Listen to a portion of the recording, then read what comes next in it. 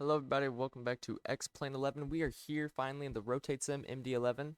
Um, we are currently at the ground in Newark Liberty International Airport at the FedEx ramp. You can see I've got a couple other FedEx jets, including another FedEx MD-11, two FedEx MD. Oh, sorry, that's a DC-10, I think. A 727 there, I believe a 75 or a 76 right there. Whatever you are, don't really know. Possibly a 767. I don't really know. So I'm gonna check real quick. Are you an MD-11 or DC-10? DC-10. If you can tell by this really, MD-11s and the DC-1040 have a bulge on the number two, and I'll show you what I mean by looking at ours. So this kind of like has a hump to it, but this one over here doesn't. Yeah, that's why. And also, there's no winglets. I could have looked at that first. Anyways, were you in the build? No. We are here at the ground. We are going to be flying down to Tampa International Airport in a beautiful MD-11F. You can buy this for $84 US on the Xplane Store org, xplanestore.org, 84 USD. And so far, my experiences with this aircraft have been overall good. There are bugs to it. We'll talk about those when we're up in the air. I'm going to just admit to it. 10 minutes ago, I tried to record this, accidentally paused it, and also realized that the aircraft bugged out. And it's not this plane specifically. I've noticed this in other aircraft too. When I switched over to Newark from a flight I did, it kept everything, but it also increased my brake temperature. So with the MD-11, you have to brake a lot because it likes to roll. The engines are super powerful. It likes to roll and speed up on its own.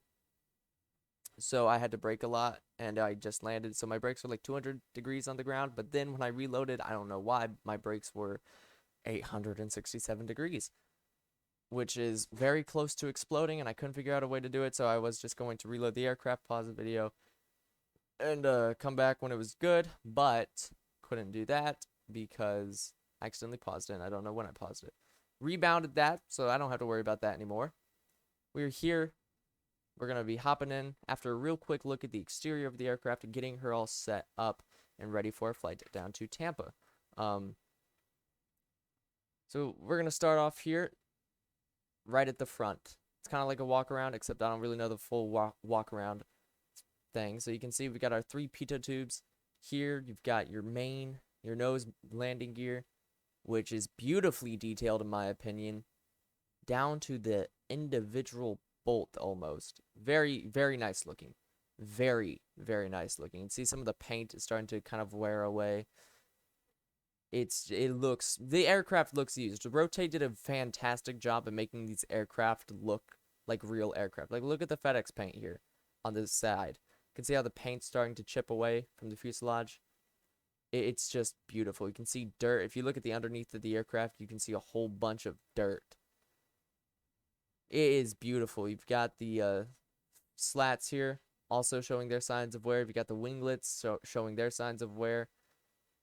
It's just a nice aircraft, a beautiful aircraft. You can see the static ports on the edges, the exhaust cones, and it's beautiful looking. You can see the cabin outflow, the pressurization outflow valve there. It's a beautiful aircraft. You've got the landing gear. I mean not the landing gear. You've got the whatever these are. Cargo bays. There are three of them. You got one at the rear and then one at the fore. Sorry, two in the rear. You got the main landing gear with the beautiful center gear. You've got the cockpit. A little sneak peek at our pilots. You've got the main cargo cabin, and you've got the forward galley with the crew rest area right there. These cabin textures, they do look low res, and even Rotate admitted that. The reason why they chose to make them all low res is for performance. Because of course, if these were all high resolution textures, then the performance would drop. The performance on this aircraft isn't too bad. I average 20 to 30 FPS on the ground. All the places I've been is Miami, Louisville, Memphis, and JFK. And on the ground, I'm usually averaging 20 to 30 FPS.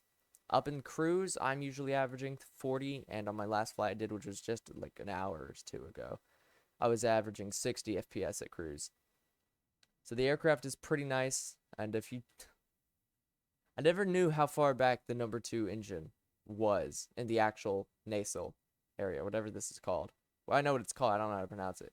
The intake is just so far back, because it's like right here around about, and then it extends out this way. It's a very small engine. It's just in a big long tube of death. Imagine, like, you could probably walk in this. These engines are pretty big. You could probably walk in them, maybe, or stand up in them. Without further ado, though, let's get into the cockpit. And this is the default view of the MD-11 cockpit. You've got your 3 MCDUs. You've got your throttle levers, your flap lever, your speed brakes. You got your trim, your parking brake. You got your radios, your transponder, your weather radar. You got your backup instruments right there. You've got 6 display units. You got your PFDs, your navigation displays, and then your engine displays, and then like a multifunction display. You've got your autopilot panel, the FMA. You got the overhead panel with all of its glory. Almost every single button in this cockpit is interactable, and I love it. You've got your relief pilot over there. You've got your cockpit door, which can be opened up. Nice. I'm going to keep that closed, though. It's just a beautiful aircraft. If you look, you can see the wear and tear on stuff. You can see underneath the glare shield. You can see the paint on the dials of the FMA chipping away. You can see the wipers here, their paint being exposed to the elements, starting to wear off.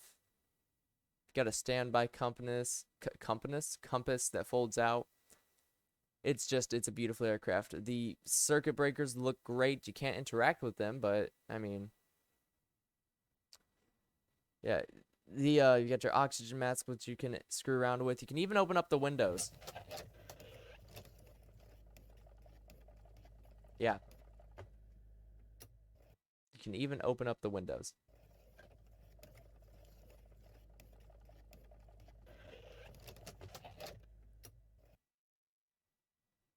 So let's go ahead and let's get this aircraft fired up. So, parking brake set, weather radar off, fuel switches off, spoilers and flaps are retracted, gear lever is down and locked. Fuel dump panel is off and guarded. A fuel dump switch is off and guarded. Manifold drain is off and guarded. Emergency power selector is off. Battery on and guarded. Battery bus off is extinguished. Any master cautions? No, sir. External power switch. We do not have the external power hooked up, so let's go ahead and get that. GPU connected and external power connected. AC, DC 1, 2, 3 off lights are off. Are extinguished. Chin 1, 2, 3 arm lights are illuminated. Bus off lights are extinguished. Galley external power. I can't get this to work, but I think that's because there isn't really a full galley on this aircraft. The passenger version will most likely include that. So come down here. That's caution acknowledged. Make sure my brake temps. Let me take a look at my brake temps, just making sure. Yeah, that seems a lot better. We're going to set you to auxiliary.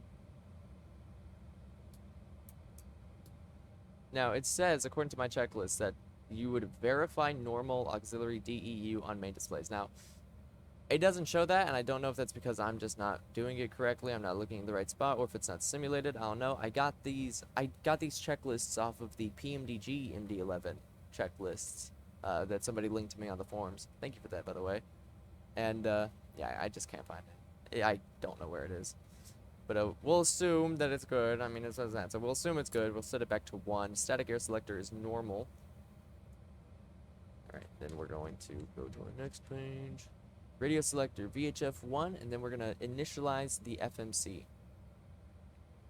So before we do that, though, we are going to come here to the Rotate MD-11 aircraft menu. So If you notice, there is no EFB on this aircraft. They said that they are working on it, though. They just didn't figure that it was essential for release, so they decided to not include it in the initial release, but that they would release it in an update later on.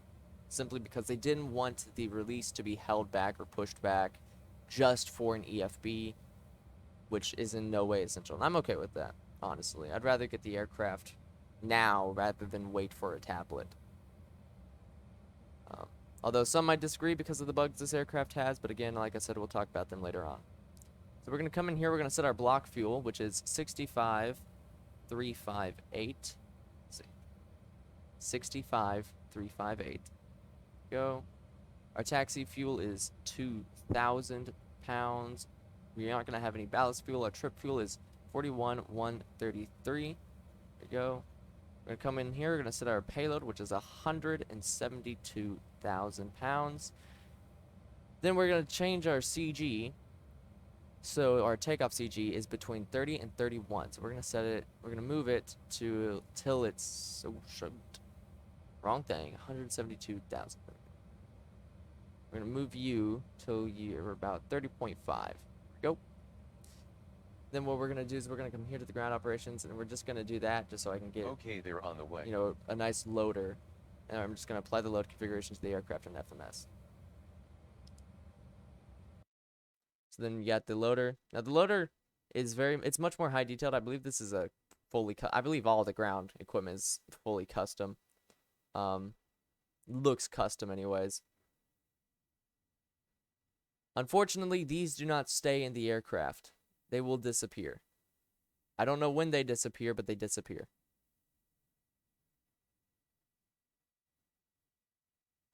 So let's find out. I don't know if they disappear like when they enter the aircraft, or if they start getting pushed back, if they're kind of like faked. But we'll find out.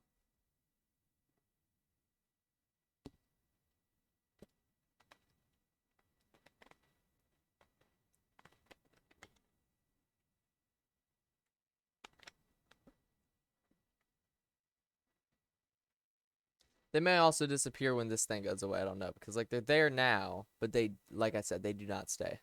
They go away. Unless I'm unless I'm legally blind and I just never notice them. To be fair, I don't really come back here that often in the cruise. I rather look at the outside of the aircraft, but like I'm almost positive these go away.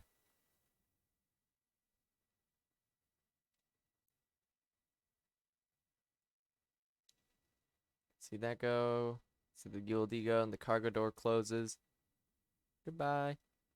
And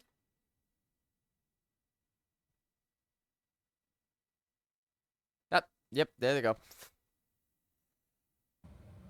Alright, anyways, back into the cockpit. Who just messaged me?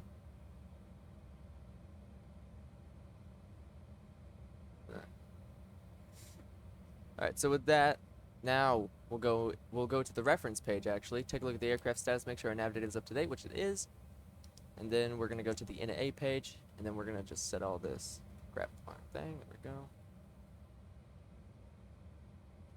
Should move you over there actually. So we're gonna enter this KEWR/KTPA. Like I said, actually wait, I didn't say that this time, did I? No, I didn't. This is a very Airbus-like aircraft. Sorry, I said that in my last attempt to record this, but I don't know, confused now. I'll almost be up to where we were though. Flight number is FedEx 8583, I think. Yep, 8583. Put it in. Cruising altitude is flight level 360. Our wind component is headwind 50 or minus 50, so we'll put in HD 50. Wrap / HD 50. Put it in. There we go. So that's good, and then because we did that thing in the manager, as you can see, our block fuel and all that's good. And yeah, that's just for the fuel panel. So that's all good. Oh wait, cost index. Sorry, cost index. Almost forgot that. 137 is their cost index. There we go. So then that Yeah, that figures out all that.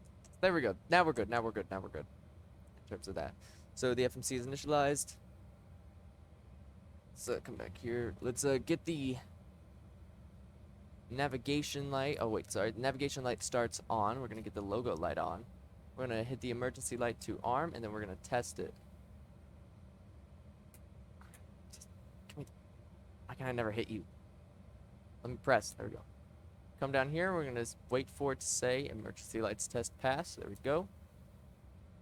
And we're gonna get the passenger signs on. We're gonna run the engine APU fire test. So we're gonna come up here. Right here, we're gonna hold down this, and we're gonna listen. We're gonna hear Betty. Betty's very nice.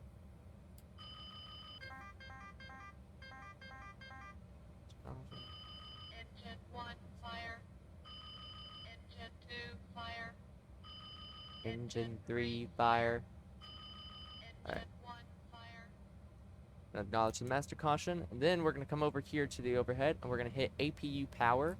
This available light will start flashing. If you look up the start stop, we'll have an on flashing, and that's meaning that the APU is starting up. If we come down here to the MFD, you'll see the N1 for the APU is rising. Also, interestingly enough, when you spawn in the aircraft, this is kind of like pulled out a little, so you'll get 4 reds. You get 4 reds on the landing gear indicators. You have to punch it in to get 4 green. Also, you can put the gear, you can keep the center gear up, I believe. This little button right here. That essentially means that when you put the gear down, if that switch is toggled, the center gear will stay up. So you'll only have the left nose and right. And I don't really know of any situation to why you would want that, because, you know, the MD-11 has a center gear for a reason, but I believe it's like if you're super light. Like, if you're ferrying the aircraft, for example. If you're, like, really light, like, no payload, very low fuel, I think that would be a good time just to, like, you know, because the less cycles the gear goes through, of course, the less likely it is to fail, and the less the maintenance has to worry about. But overall, I'm pretty sure you'd want to keep that down. Could also be, like, if your center gear is just completely shredded, like, if you have a blown center gear tire, you don't really want that to be down when you're landing. And hey, would you look at that? So these are now steady. Take a look. They're steady. So now what we're going to do is we're going to confirm that the AC and DC 1, 2, 3 off lights are extinguished, which they are. We're going to confirm that the AC tie 1, 2, and 3 arm lights are illuminated, which they are. Confirm that the generator 1, 2, and 3 arm lights are still illuminated. The bus off lights, they are all extinguished. The APU start stop light is illuminated. The trim air off light is extinguished. We're going to do an annunciator light test. Overspeed. Overspeed. Overspeed. Overspeed. Alright. Overspeed. Cabin pressure system light. Cabin pressure system light is extinguished. Cabin outflow valve is open. And then air APU switch on. That'll get the packs operating. We're going to set the IRS to nav. And then it will do a cargo fire test automatically. Go. Master warning, master cautions are set.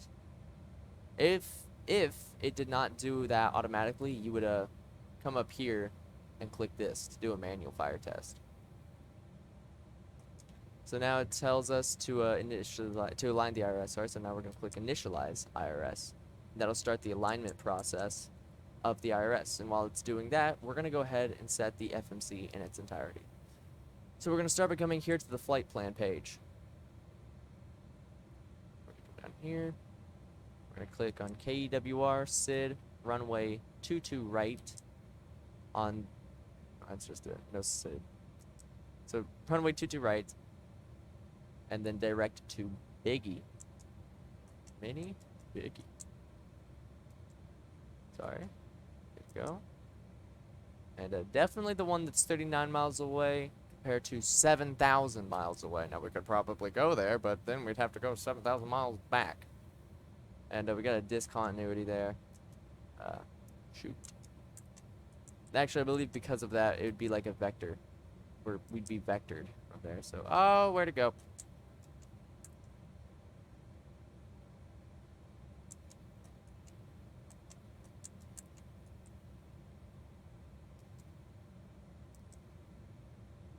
All right, there we go. And then from Biggie, Airways, Quebec, 75. Taking that to a Tiffel. Up. Insert.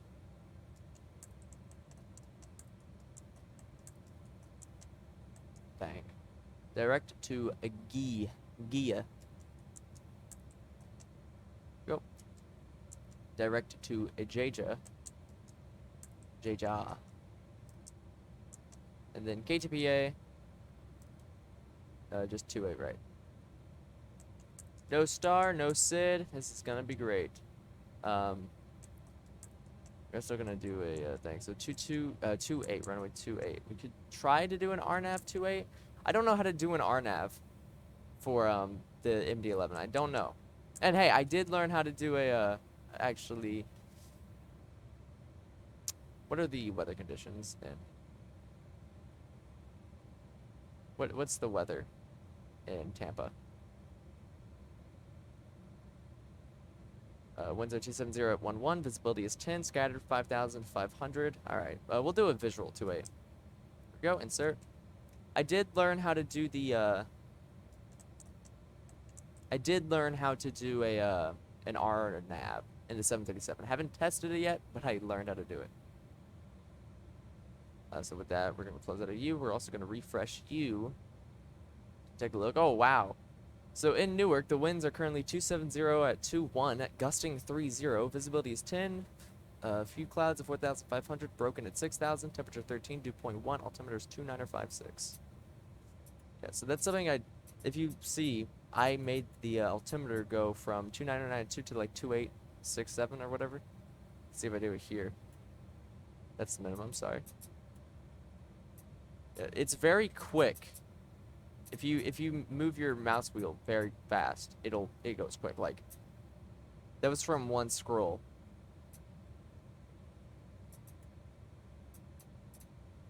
It goes very quick. Same for the FMA. It makes it awkward.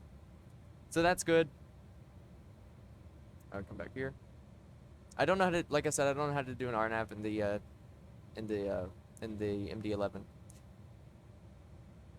I would like to know, but I just haven't looked it up, and I don't really know. Like it's very specific, I would say, for this, because Prepare 3D and X-Plan are different simulators, and the MD-11 from PMDG has been a thing for a while. We're gonna uncage you, get you good. There we go. All right. Close that again. So now that the flight plan page is good, we can come up here to the performance page, making sure that all that's good, which it is. Takeoff and approach. So we're going to be doing a flaps 15 takeoff. We're not going to be doing a flex temp takeoff. It's just going to be a full toga power, mainly because I do not have a data calculator, takeoff performance data. I don't have a calculator for that. I did find one. I was linked one on the forums because I asked for one, and it cost $20, and nah, I'm good. We need to get the slope and wind information from 22 right because it can't find it on its own. And honestly, I don't even know where to find that at. Actually, I might be able to find it on here because I think on SimBrief I have runway analysis turned on.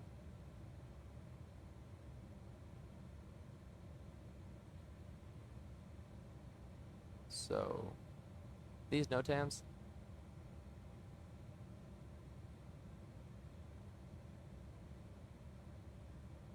Can I get anything regarding 22 right?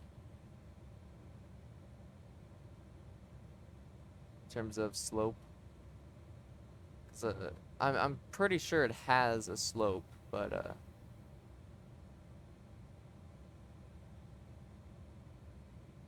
22 right. Anything for 22 right? Anything for 22 right? There's a lot of VORs out of service.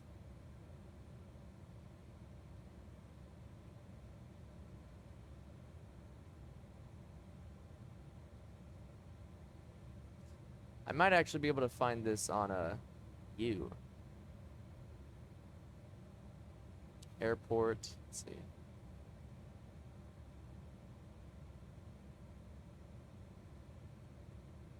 Airport info, maybe? Actually, that might not be.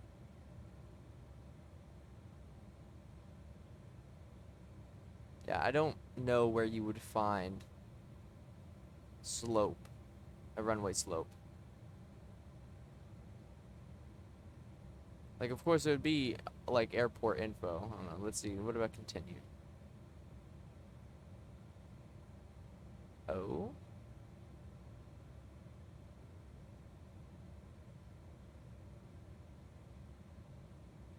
Uh-huh.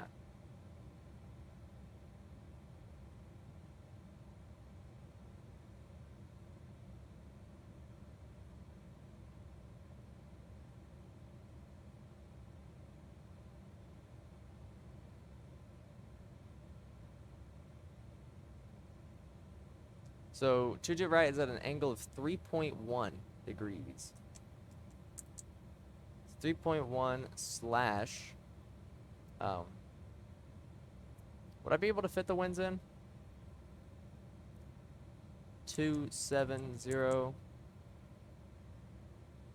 at 21 gust 30. Would you accept that? Because I know the flat-by-wire A320 don't format there. Alright.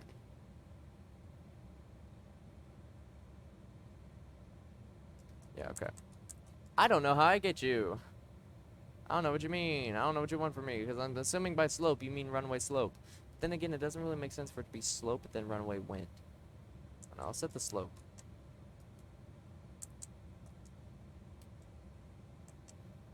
What do you want from me?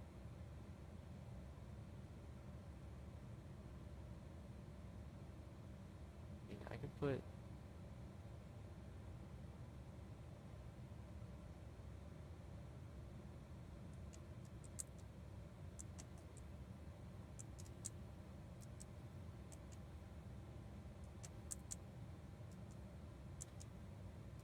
I really don't know what you want from me. Alright, screw you. I've never put you in, I ain't starting now. OAT is 13. V1 is 137, VR 153, V2 167, V2 plus 10 is 177. I'm changing you. Let's put our acceleration at the same thing as our climb thrust, 15, 17. Because when it says 3,000, that means we're going to be at V2 plus 10 because the plane will automatically latch V2 plus 10, and we would be at V2 plus 10 until 3,000 feet. Now this, like, look at our elevation, 20. So meaning we would be climbing up to 3,000 feet at V2 plus 10. Like, at that point, like, no. You know how many times it's almost caused me to stall because I'm, like, trying to make turns for a SID, but it's like, nah, you're staying at V2 plus 10. It is horrible. So I'm just going to set that. Acceleration altitude is 1,517 feet, which is in line with our climb thrust. So that's good. So takeoff data is good. Our stabilizer trim is minus 4.8. So we're good. We're going to set you to progress, and we're going to set you to flight plan.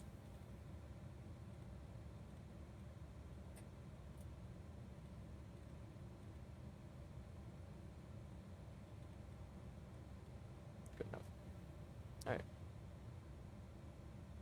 Voice recorder test button.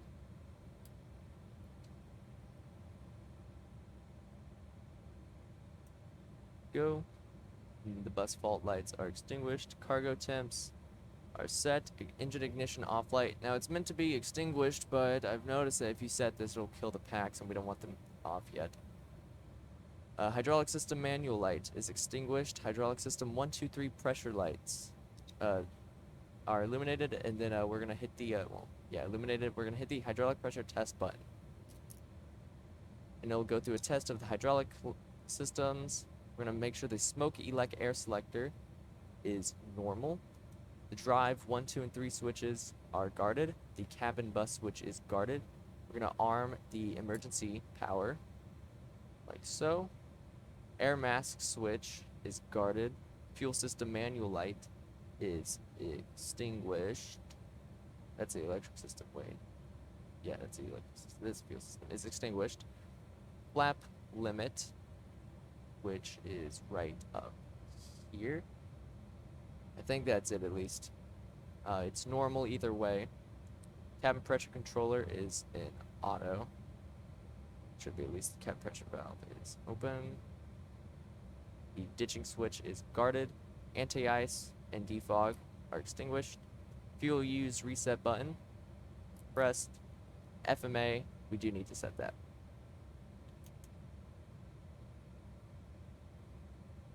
We do need to set that. So we're going to keep it 250 knots. We're taking off 22 right, so we're going to set it at about 225. Actually, what's the course? 22 right, 218. So we'll set that. We're going to clear ourselves initially to 12,000 because we do not have any SIDs, so we don't have any altitude restrictions. And we'll set the vertical speed when we're up. We're going to check our oxygen.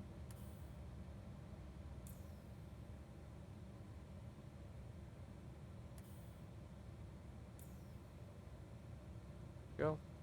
Gear lights, 4 green. Center gear normal up light is extinguished. System display. Pretty sure this is what it means by that, but that's open. We're going to go to the config page of view. So that gives us all of that.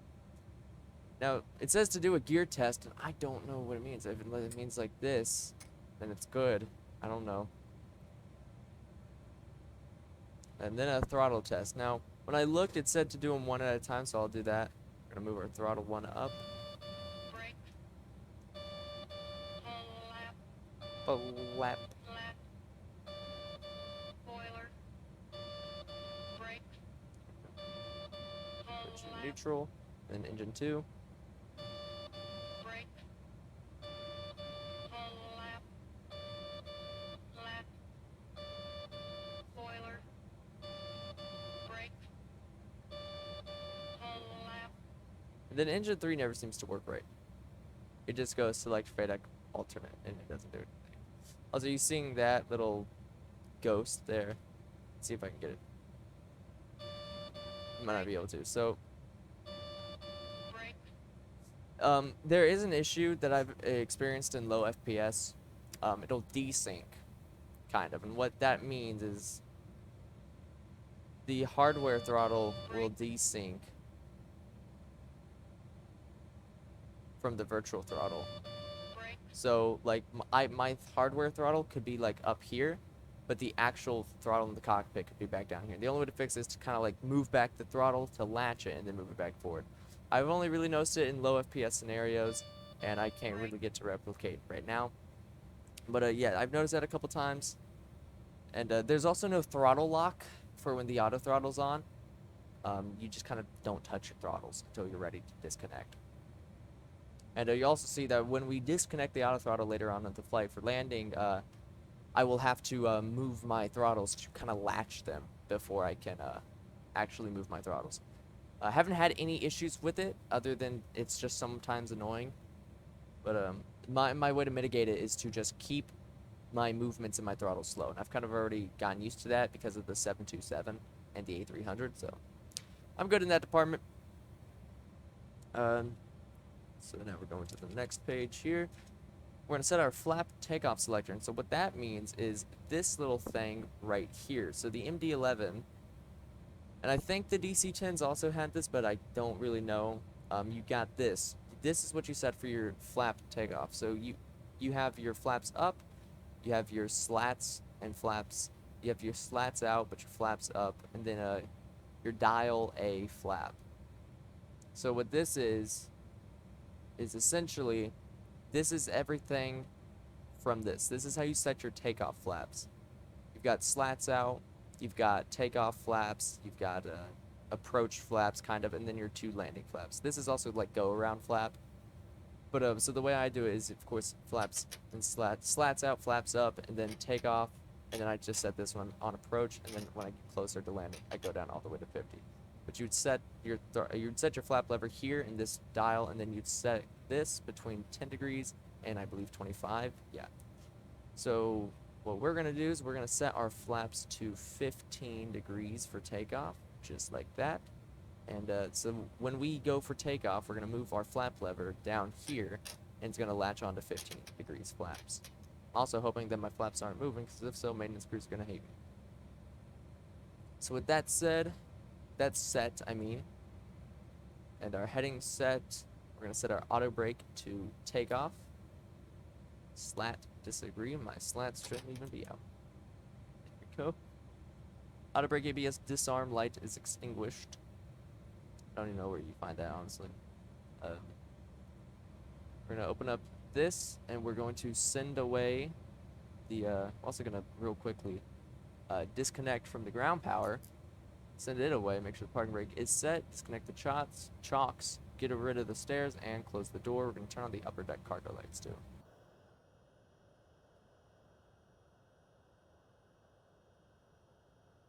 Why is my nose wheel left? That's odd. Alright. Where's that APU? Where's the APU exhaust? Is it here? It might be. I don't really know. I don't even know where the APU flap is. Like... Yeah, I just don't know. Also, I've never noticed this before. That's interesting. Alright. So, at this point, we are kind of just ready for the engine startup. So, we're going to come here to better pushback. We're going to pre-plan real quick, which I should have done, honestly, before I even started recording. So, we're taking off 22 right, which is on the opposite side of the airport. God dang it, this is the second time that I've had this happen to me. 22 right's down there, so we want to be facing out to the right. And, yeah, we'll just...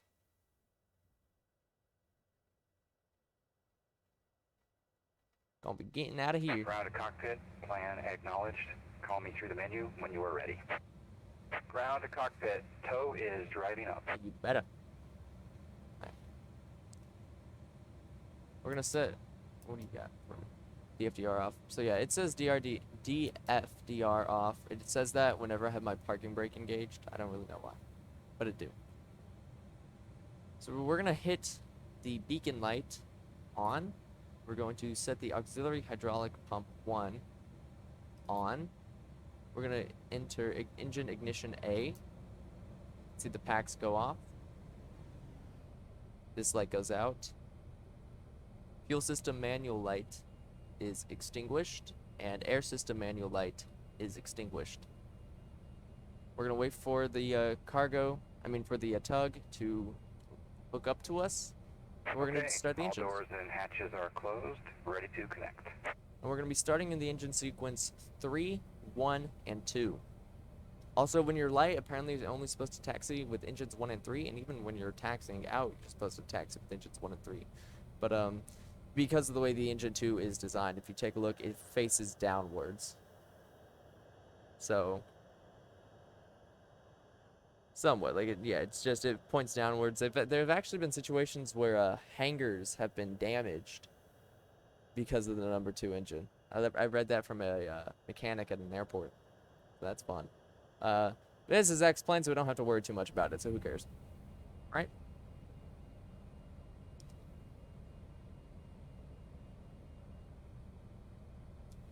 So connected and bypass pin inserted. Release parking brake. Parking brake released. Starting pushback, and you may start engines. Alright, so when we start moving, we'll fire them up. There we go. So we're going to come here. We're going to hit this switch up. And we should start seeing our N1 and N2 rise. Yep. So at 15% N2, we're going to switch on the fuel, which is different from most aircraft that I've flown, where it's 20 or 25%. It's 15% on the MD-11. We're gonna wait for that to just... There we go, 15% into, fuel on. Get that light up.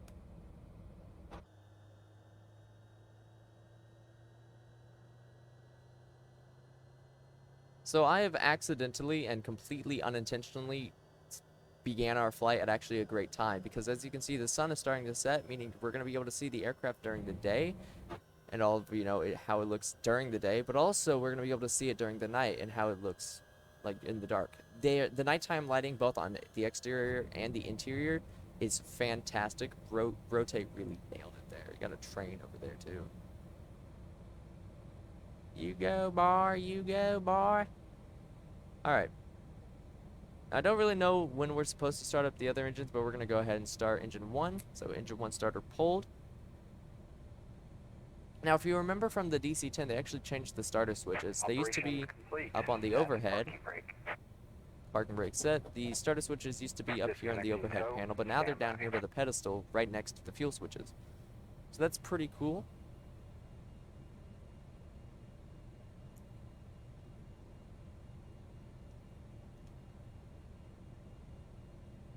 %, in 2, fuel on. And if you actually look at the PFD, you see it tells us our V speeds, V1, VR, V2, and then it says right here, this is our speed hold. This is like what the auto throttle is going to latch us to, V2 plus 10. It automatically takes your V2, puts it as plus 10, and it will not listen to this. Whatever you have set in here, it will not listen to it until you reach your acceleration altitude. Which, I mean, I kind of already talked about, but still, I just thought I'd, say that. So it's pretty cool. Unlike when we fly the Boeing, where I'd set V2 plus 10, or really any aircraft. Bypass pin has been removed. Hand signal will be on the left. We'll see you next time. Have a safe flight. See ya. And starting engine 2. So when we fly the Boeing, you see I put in V2 plus 10 on the dial, and then I'll set it afterwards. And on the A300 flight, I set V2 plus 10, and then when we start, putting the nose down and entering climb power, I speed it up. But for this, I just keep it sped up. And also, we're going to pull on that, and pull on that, and pull on that. 15% into fuel on. So this is, like, again, another similarity to Airbus. So in Airbus, when you want to switch to selected mode, like selected heading, you would pull out on it, and then it would listen to what you have. And then when you want to enter nav mode, you just push it in. Now, it's a little different on here. You pull the switch out to actually latch to a heading. You see, if I move this to like 060, you can see this. I have to pull for it to latch on to 060.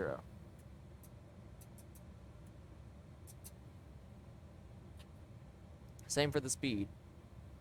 You have to pull out for it to latch onto whatever this whenever you make a speed change. And for feet, for this, I mean, like, it doesn't really seem to matter. If you pull, I believe this just, I honestly don't know what the switch is off. Pushing it in syncs it to whatever you're at. Or to whatever your target is or whatever you're at. And profile is the VNAV, the nav is the LNAV. FMS speed is kind of just the other bar of VNAV. Alright, engines are up and running. So after start checklist, we're going to do the cargo test button. Do just a cargo test, and I forget where that is. Give me a minute. It's right there. Just gonna press that, and it'll do a cargo door test. It shouldn't take too long to complete it, but it will eventually do it. Anti-ice is not required. Air APU is off, and APU is off. That'll kill the APU. Galley external power and external power is off. If BEDEC alternate mode is displayed, which they are not, if we take a look at the MISC page, yep, still not. So don't gotta worry about that. We're gonna set the nose light to taxi. We're gonna keep the runway turn-off lights off for now. And then we're gonna set the flaps for takeoff, so we're just gonna put them out down to that dial A flap setting. We're gonna arm the spoilers. The PFD, it'll tell us our flap position and our slap position. So there we go. Flaps are set.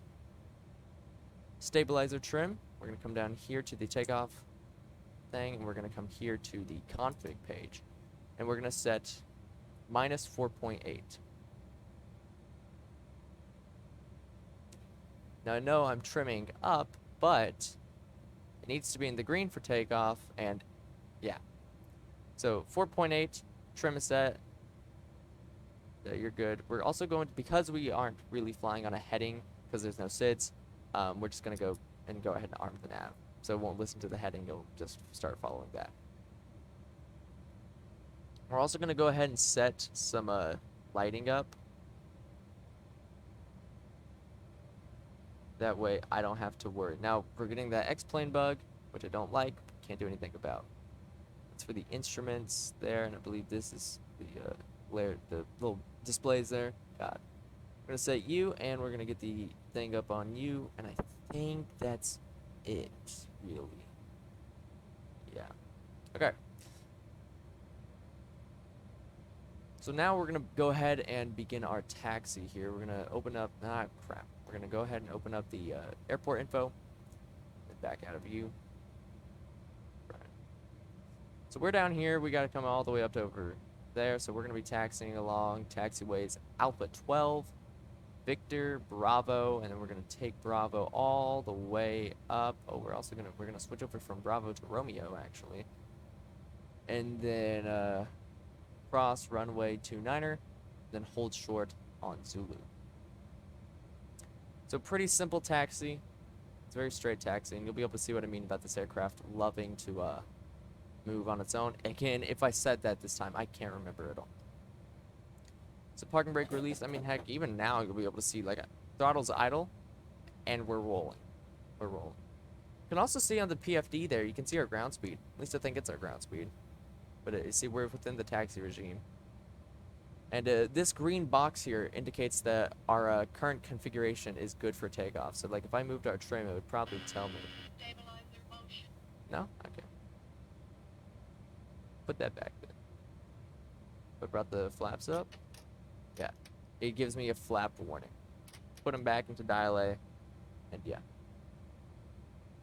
Very robust system.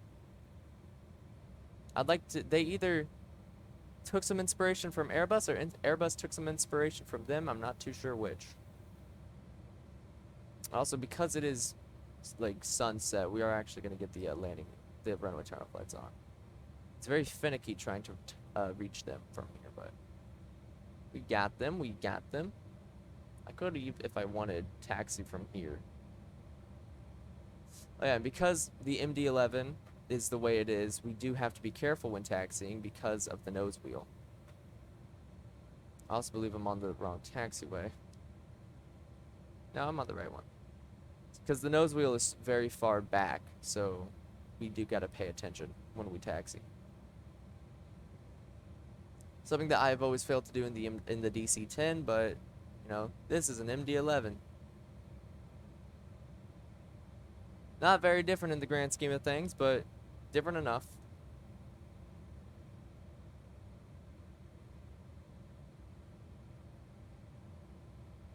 Also, I learned how to save custom views. So all of these views are completely custom. I took inspiration off of a video I watched by a 757 Spy, I think that was his name. He did a video on the MD-11, and he said that he likes to set his custom camera views. It's the first thing he did in the aircraft, and he kind of went over them. So, like, you have your normal view, which is 0, and then if you press 1, it takes you to the glare shield. 2 takes you down to the MCDU. 3 brings you up to those displays. 4 is the PFD, that's the overhead. 6 is that.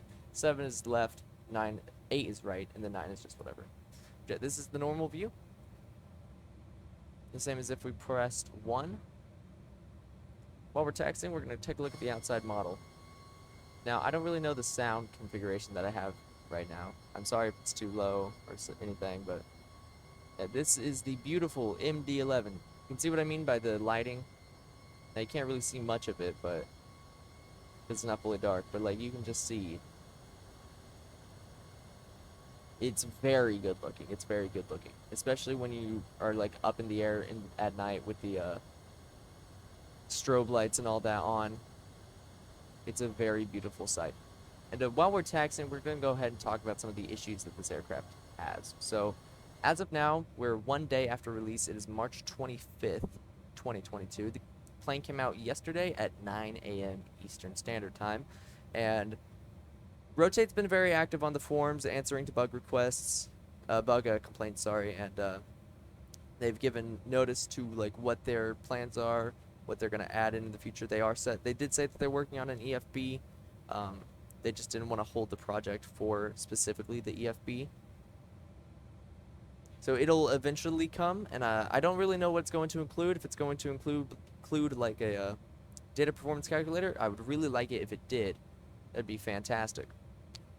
If it'll include kind of like that load manager and all the ground services, I would prefer that. Like what we have now is okay. Like, it's good, but like I would like it if it was an EFB, just because it makes it a little bit more fluid. instead of having to like come up here to get out that, or like pressing a button to get a big overlay of AviTab, I can just look down and reference my EFB. Especially with my key button, just take a look at the EFB, look back, be very nice. So the issues, there are a few major issues, and I say major, for me, they're not the worst thing ever. So we're gonna start with LNAV. LNAV has a tendency, people are saying it oscillates. Now I haven't noticed any oscillates. It's like it banks too much trying to hunt the line to like the T. It's not leaving any threshold in. It's just like if it's not exactly on the line, it'll get angry. I haven't had that issue. A lot of people have said they have, but I personally have not had that issue. A couple streamers had that issue, but again, I haven't. VNAV, people saying VNAV is horrid and that it tries to dive bomb the ground and tries to turn into the Saturn V rocket. Now, I don't use VNAV, both in terms of because of that, I haven't really wanted to risk that, but also because I don't particularly like using VNAV, especially for an older plane like this. Now, it's actually somewhat, now I don't really know the extent of it, but I think Rotate may have tried to implement or mimic some bugs with VNAV, because I've heard from actual MD-11 pilots who used to fly them for Lufthansa Cargo before they retired them, that the VNAV on the MD-11 is actually, buggy. It has its bugs. It's not great. It's actually sometimes bad. And that could be because it's an old aircraft. It's built off of the DC-10, which did not have a VNAV, had a very basic LNAV. And despite the fact that, McDonnell Douglas did, well, I guess Boeing and McDonnell Douglas did try and make the aircraft more modern with the MD-11, of course there are still some issues with it. So, yeah. The other one is that up at cruise, which we're going to notice, chances are when we're at cruise, we're not going to be able to maintain airspeed with the cruise power limit. There is a workaround to that has so far worked perfectly fine for me, even at a way higher altitude of 39,000 feet. It's worked fine. Rotate said that they're looking into it and that they're going to try and fix it. So, anyways, before takeoff checklist, we're going to get the landing lights on. We're going to get the nose light off. We're going to get the high int lights on, which is essentially our strobe lights. We're going to get the transponder on. We're also going to set the transponder code. I got that, 1615. Set it to TARA. We're going to arm the auto flight. We're going to, this should go green when we release the parking brake. We're also going to get the weather radar on, and on weather, we're going to, actually no, wait, sorry, we keep it in the center, because then, boom. We're going to get traffic on. I'm going to lower the range of this to 10 miles. And you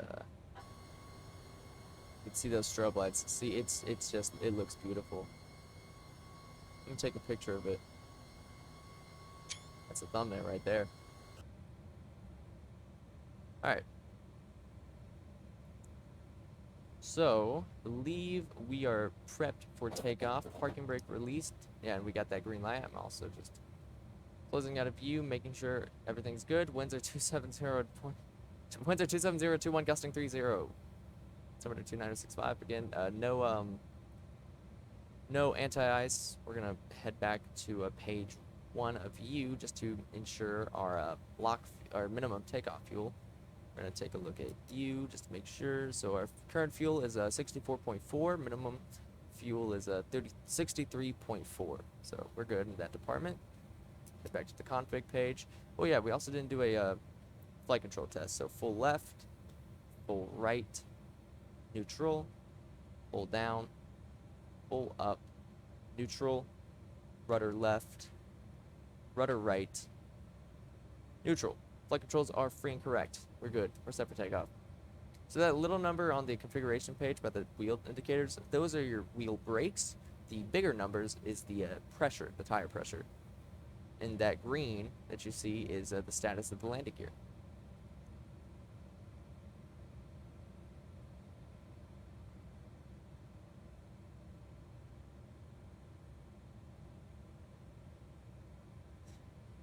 So again, V1 is 137, VR 158, V2 167. So that's good. We are green box on the E80. Takeoff limiter is 108.6 and 1. So you'll also see that when we apply takeoff power, we're gonna set our power, and then the plane's gonna latch it. The takeoff clamp is gonna, essentially the auto throttle is gonna take over. All right, so here we are.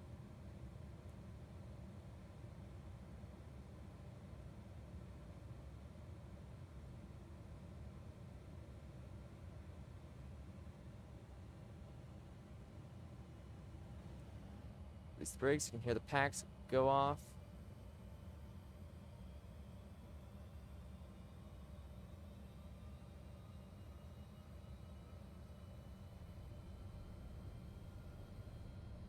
Oh, wow. Airspeed's alive, 80 knots.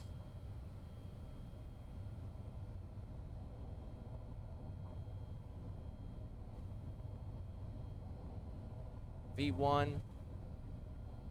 Rotate.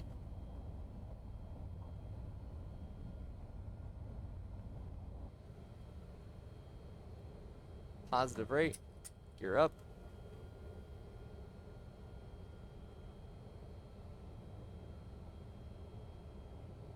Goes up here. We're gonna set a 1,000 feet per minute on the dial.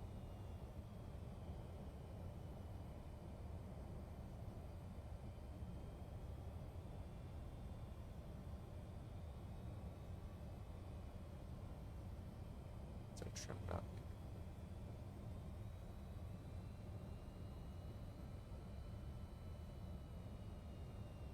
There we go. We're going to engage 250 knots.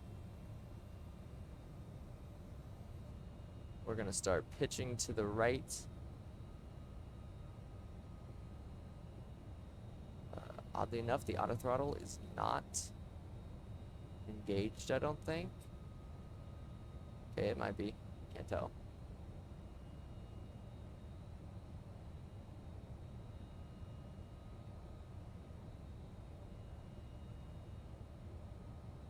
We also have to put the flaps up.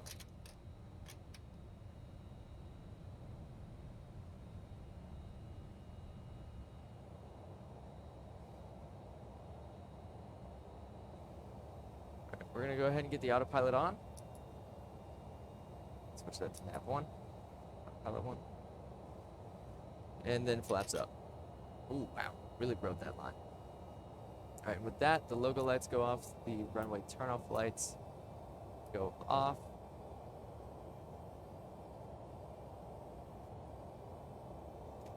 The let's see, the spoilers can get disarmed, the auto brake go off, and we're good now.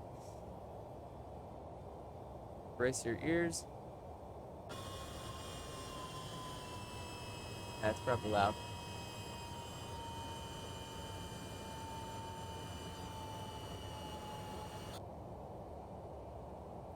Increase the range to 20 miles on you. We're going to be holding 250 knots until we are above.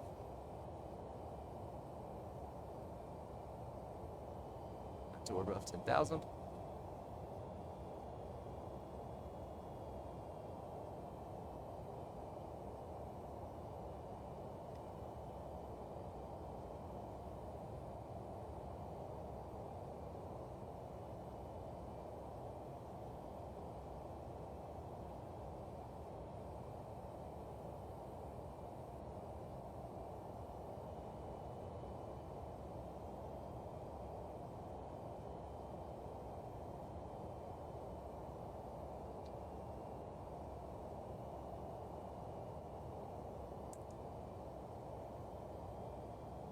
So it was definitely an interesting takeoff,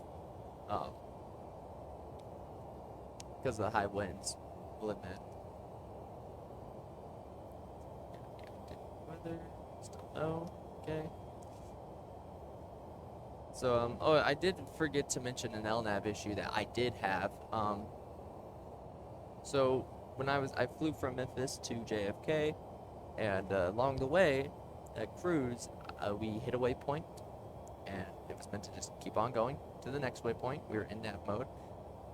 What the plane did is, it was like a straight path, essentially. It's just a straight path. What the plane did is it started doing a right turn into the right bank, and what I had to do to fix it, it just wouldn't follow the line. It was just going off the line, didn't really care. I had to go into heading mode, and then I had to go into the MCDU and click direct to the next waypoint,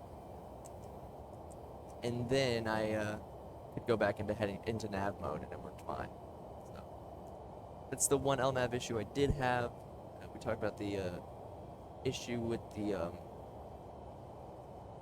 throttle, the thrust at cruise, but talked about the workaround and the VNAV just being weird, bad, but it's fine. So we aren't using VNAV.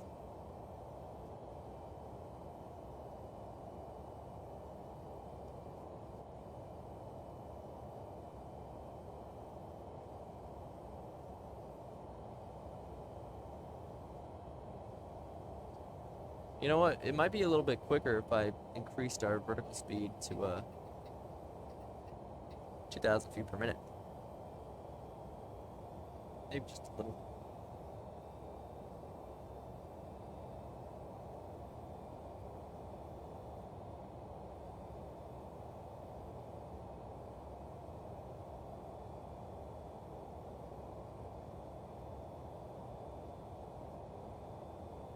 So I should also note that if you buy this aircraft, there are a couple of things that you're going to want to change around in your settings. Rotate has some custom keybinds.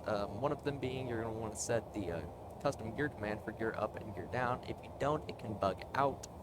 If you have it on the default one, the brakes, you do have to set a custom brake setting. The hold brakes regular or maximum from the default X-plane does not work. You have to set it to the custom rotate one to be able to actually engage your brakes. Your auto throttle is also a custom button command to disconnect the auto throttle. So far, the autopilot disconnect has been fine with me. But yeah, I just thought I would let you know. Before I switched my gear around, I was on the ground and I had 4 reds, and that was an issue. It was a common thing with the Honeycomb Bravo apparently, but I don't really know if it was specifically with the Honeycomb Bravo. But I figured, what would happen if I just did this? So I moved my gear selector from down to up, and on really any aircraft, it's not going to put the gear up because you're on the ground. Let's just say I took tail strike to the extreme because the gear did go up. The gear did go up. Bet the maintenance crews at Louisville were not happy with me.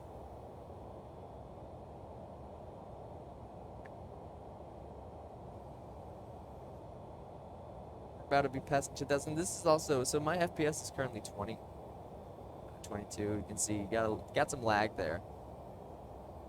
But the PFDs, they look a lot laggier. That's partly true. The FPS of the displays is somewhat low, I've noticed. Others have noticed it too. It's not horrible, but still. As we pass 10,000, let's set the 1,000 feet per minute, and let's speed up to actually, I think we can go with the FMS speed because it has our yeah, it's got all of our speeds in. So yeah, let's roll off with a FMS speed. We're gonna be keeping manually with that. Let's hear it first before we do. Let's listen to her. She already told us of our stabilizer motion, but let's listen to her again. Talk to us, Betty.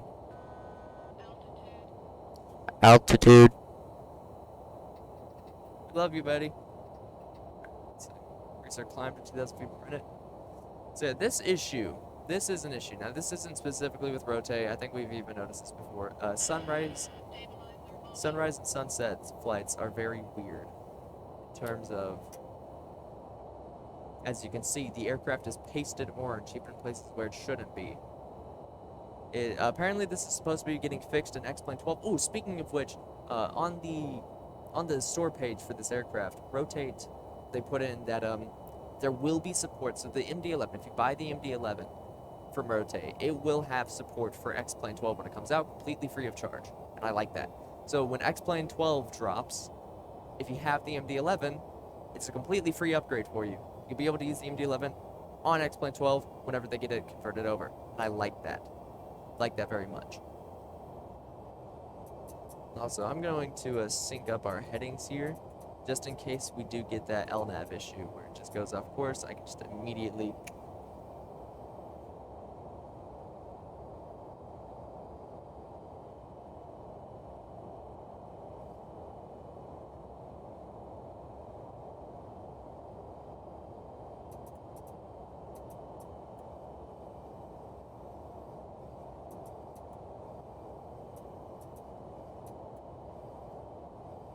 doesn't seem that we are having it, but oh, yep, that's the thing.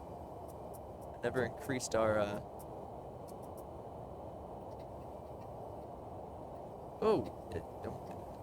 man, I think we just unloaded New York or something. Never mind. I got an FPS boost.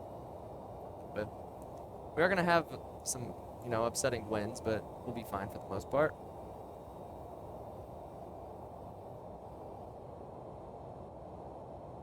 So I also noticed on my last flight I did, as we were climbing, I had a warning, cabin pressure relief warning, and if we went to the air page, which you can, all of these systems are actually modeled, other than, I think, navigation display, yeah.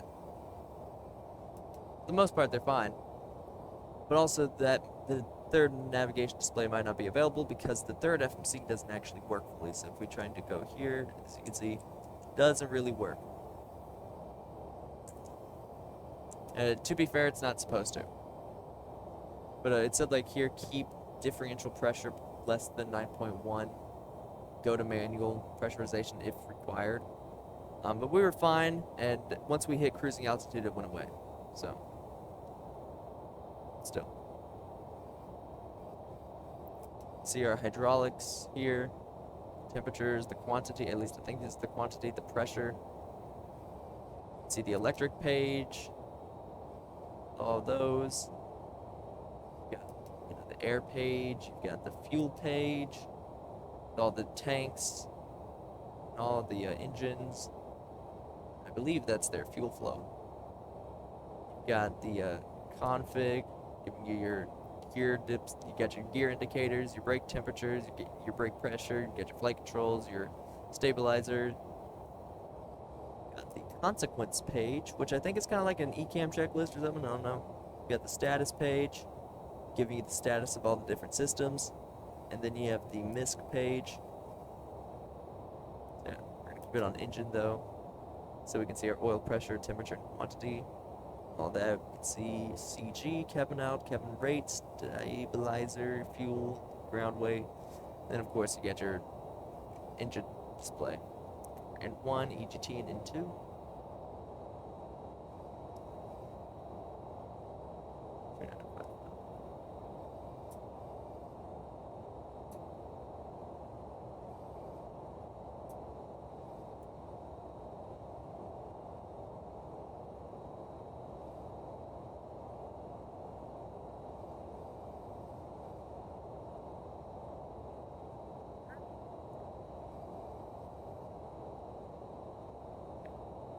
Where's Copes? Oh, there it is. Okay. So the sim brief profile I'm using is the default sim brief profile for the MD-11F, and so far it's worked fine. It's got, like, I haven't had any issues even with fuel consumption. My fuel settings are a bit extreme. I've got like 5% or 45-minute contingency. I've got 30-minute reserves. Yeah, that's my default.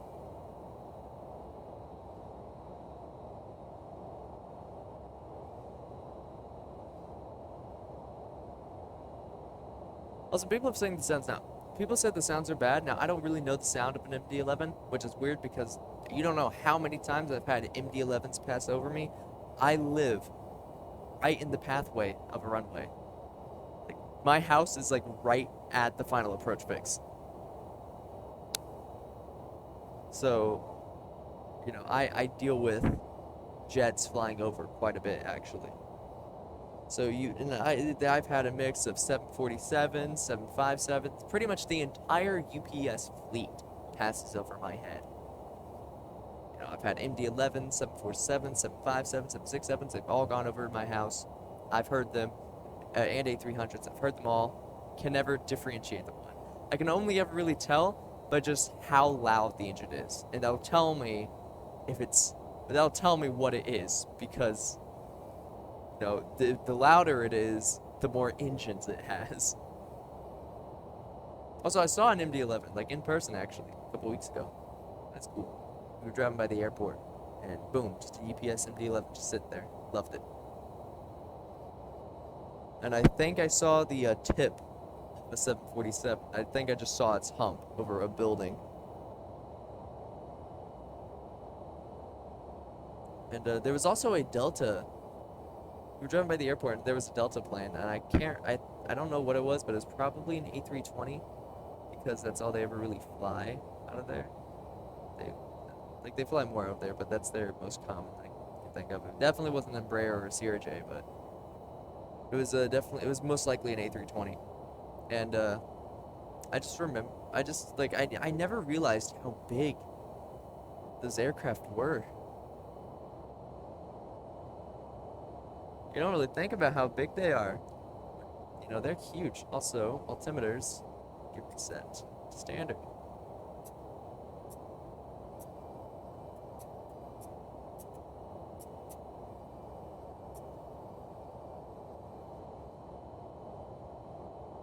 Once again, brace your ears.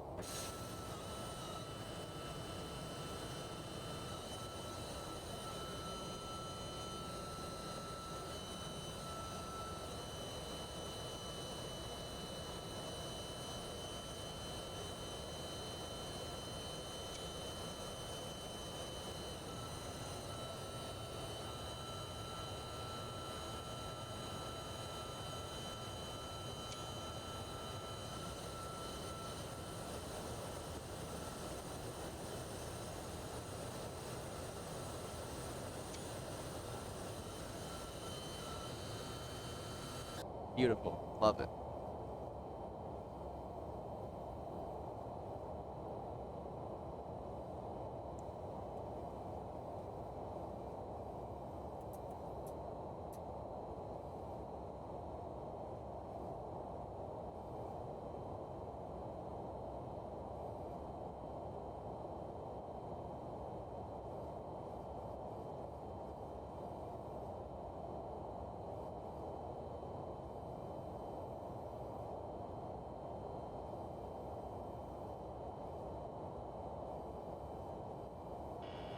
Stabilizer motion.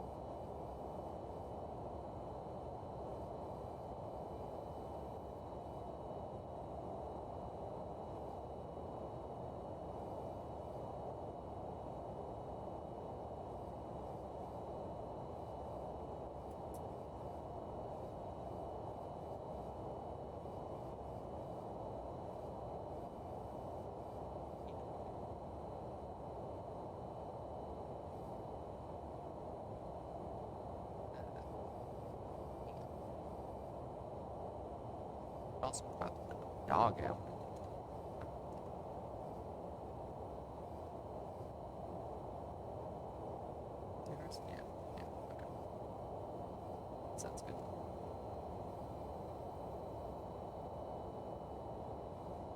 occurs to me that I probably should have the FMS route. Make sure that it looks good.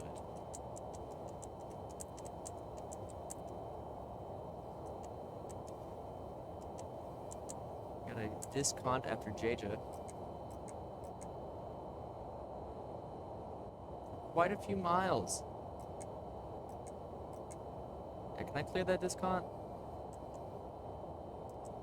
Yes, I can. So, we'll definitely be vectors. But I at least want that to be at least a little bit closer. Vector map. Decrease the vector map. Be up at cruise shortly, and so as of now, for any bugs, there hasn't been an update, but there probably will be one within the next couple of weeks. Hopefully. Here's hope. Because also, if you are experiencing any major bugs that make the aircraft completely unflyable, disable any like weather add-ons. Because a lot of people have reported that a lot of people who are using any weather mods have said that the plane's completely unflyable, and there's a lot of issues with lift, a lot of issues with actually being able to like maintain airspeed just in general. Even at like full power, as fast as like much power as the engines can go. But a lot of people like myself who aren't using any weather mods are having like no problems like that. The only problem I have related to power is that the cruise limit, any altitude, the cruise limit is just too low power for the aircraft to be able to sustain airspeed, to sustain its target airspeed. But I can circumvent that just by switching the limiter to cruise. I mean, not cruise, to climb. From cruise to climb. And if it hasn't had any adverse effects on fuel consumption so far. So, yeah. I'll continue to do that until, there's a fix. And if it doesn't do it this time, well, that's good. I won't do it, but high chance that it will, because it's done every other time. Every single time I've flown. All of the 2 flights that I've done.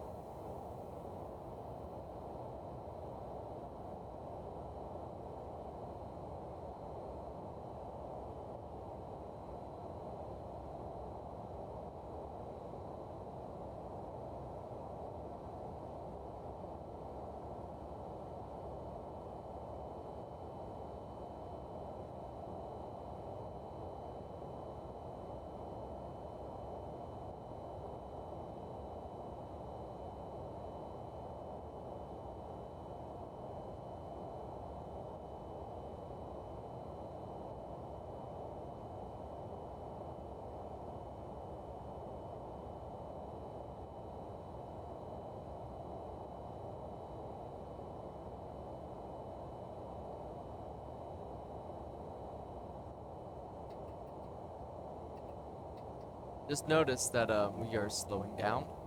I need to lower my descent rate.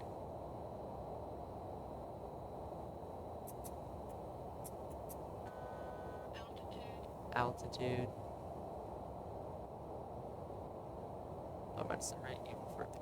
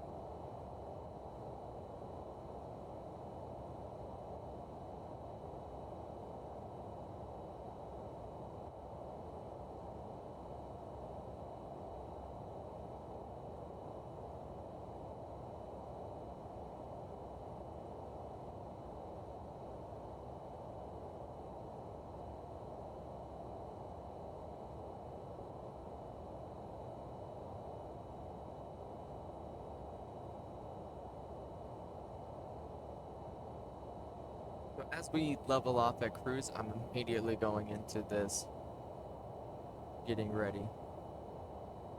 Just waiting. There it is. And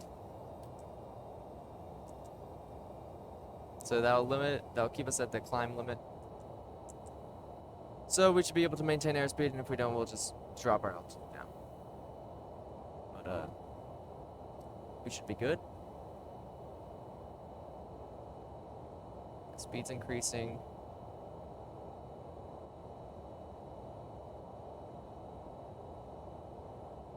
Let's see, after Tobin, what's our next waypoint? How far away is it? Because I don't want to leave this aircraft unattended. Don't want to leave her unattended. Ah, man. That's unfortunate.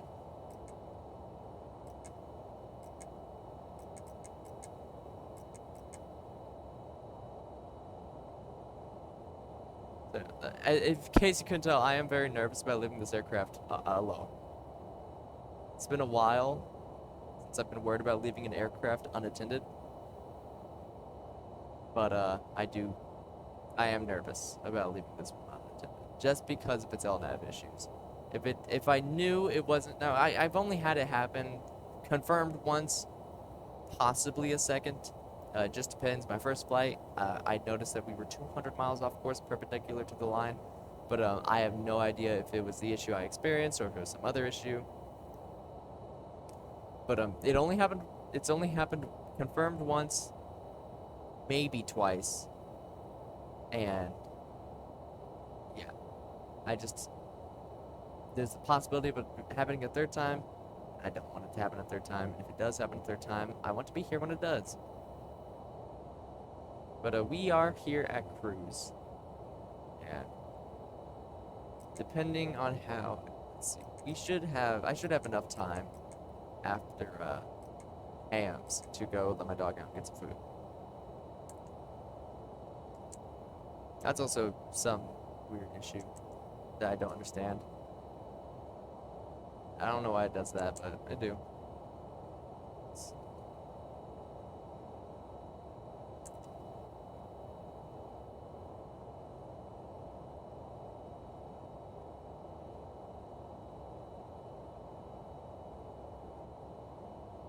It does not want to speed up. So what I'm just.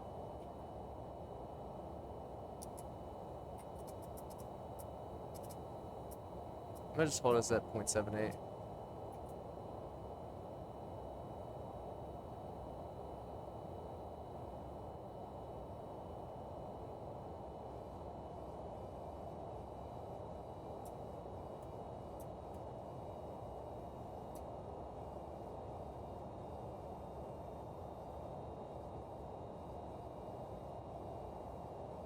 See, it should be a very gradual left bank. Two.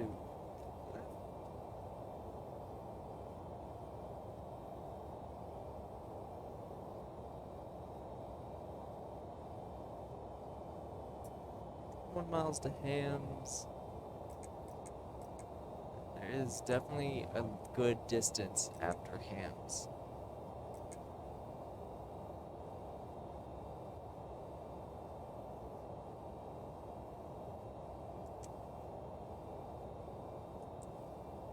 What even is the next local point? Yeah, a good way to tell. Golf Victor Echo. 75 miles.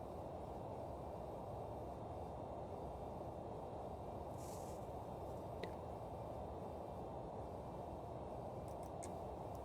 So we'll wait until we're off hams, heading to GP. Also, people are saying the fixed thing doesn't work. It definitely does. It definitely does. Like if I took in Miami, for example, and I slapped it in here, boom, tells me my distance from Miami. If I took in San Francisco, boom, the fix info definitely works fine. So for any of you having issues with it, I think you're just doing something wrong. Because like let's set in a London Heathrow. Oh. It works perfectly.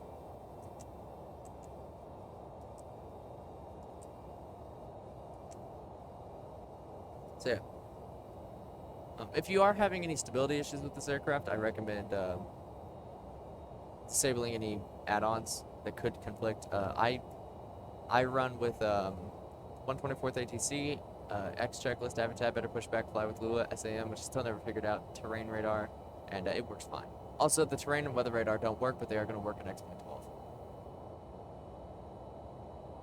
So I think this aircraft was developed heavily with X-Plane 12 compatibility in mind. And there's a lot of systems that they have done, like windshield effects, weather, and terrain radar. They aren't going to work. They're currently inoperative. I think the windshield effects are inoperative at least. And they did say that they are going to work in X-Plane 12 because X-Plane 12 is supposed to have like out-of-the-box functionality with terrain and weather radars and all that. Currently, you need mods for them, and I think this aircraft is more oriented for X-Plane 12. But either way, it's fine. It's fine. It's fine. The terrain and weather radars I would like to see working, or at least have some compatibility with the mod. But if they don't ever work, I guess it's okay. It just makes IFR flying a bit dangerous. But I guess that's why you have a GPWS. Once we pass hams, like I said, and I confirmed the aircraft is flying stable because it only seems to freak out when you switch waypoints. After that, we'll take a small break, reconvene, back when I'm done eating. So come on, baby, do a left bank. Please do a small left bank. If I see that flight director line go to the right, slight left bank.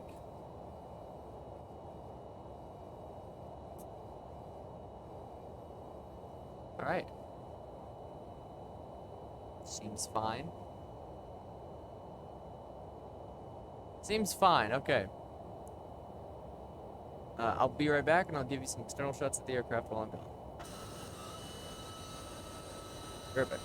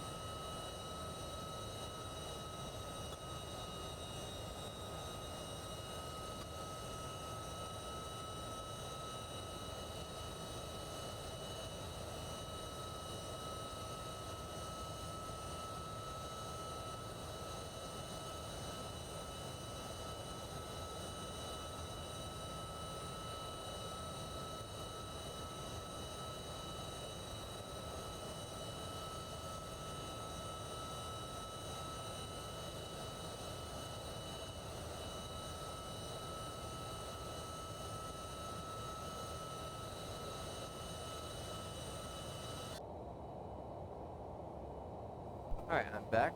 Got my food. Got my dog in and out. Or out and in. I gotta.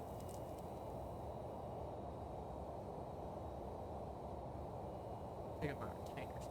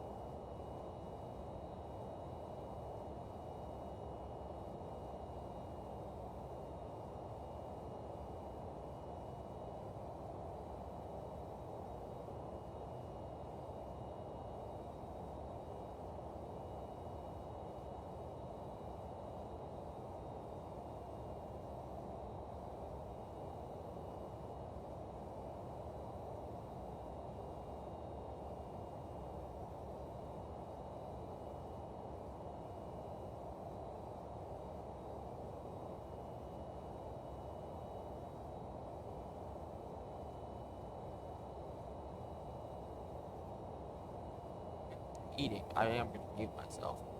It occurred to me while I was chewing on Slim Jim that maybe I should. So, I will speak to you guys in like 20 minutes maybe, unless something horrible happens, in which case we'll just see. So, yeah, see y'all in a few minutes.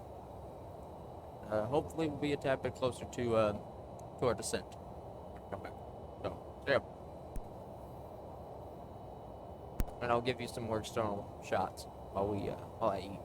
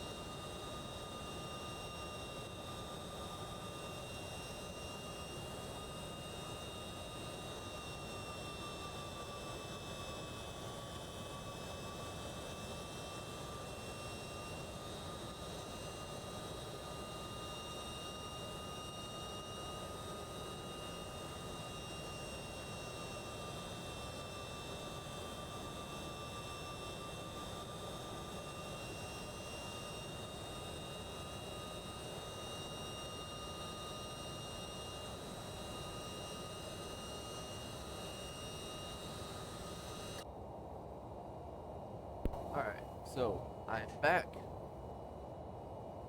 Let's see. How far away are we? We are 566 miles. Okay.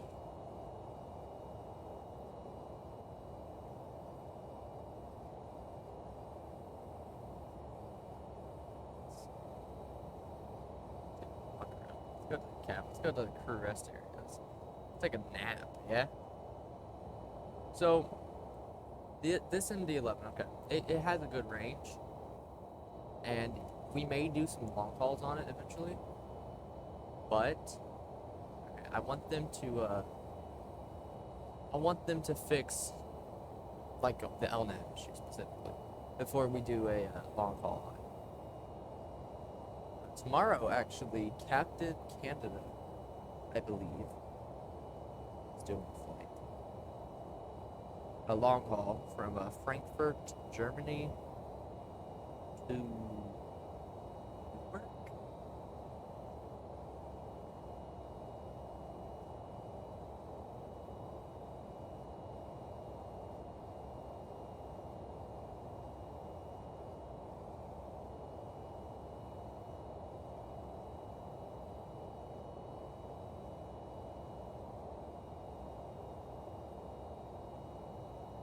This is a video just titled "You Had a Fire," and you had a fire MD-11, but it's in a 747.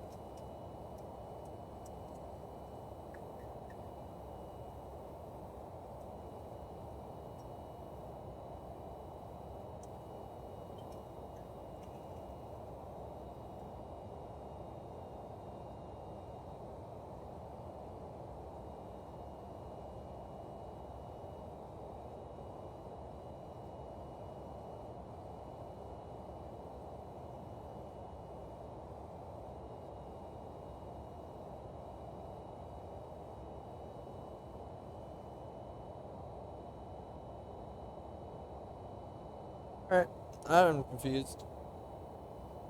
But anyways, let me figure out. Okay.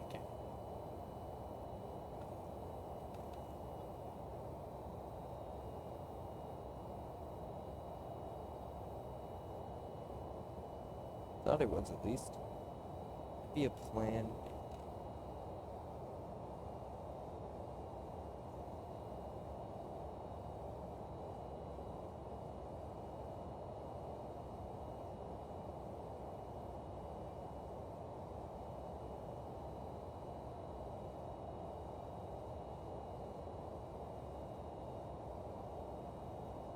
Can't figure it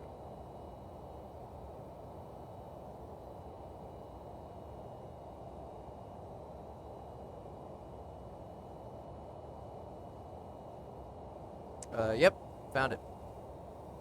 So tomorrow, March 26th at 12 p.m. EST, he'll be doing Captain Canada will be doing a flight in the MD-11F from Lufthansa, from Frankfurt to New York in a Lufthansa cargo MD-11. So, if you're interested for that, again, I will eventually do a long haul in this. But I want to hold off on doing a long haul until all the LNAV issues. So it'll probably be a few weeks or months until we do a long haul in the MD-11, but we will eventually do one. Because I don't want to be sitting here babysitting the plane, making sure it doesn't freak out on me and go off course. Got a beautiful 64 knot headwind. That's fun. One thing I have noticed is if you look, the winds here, they don't, like, it doesn't show you your wind information, like, at all. I don't really know why. But I know.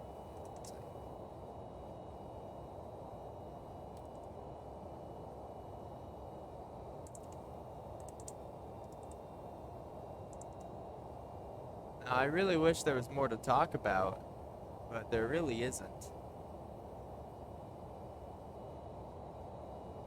I don't know what to talk about. Let's also turn off the flow light. Let's tone down the intensity of this one. very light. Even lower the floodlight of view. There we go.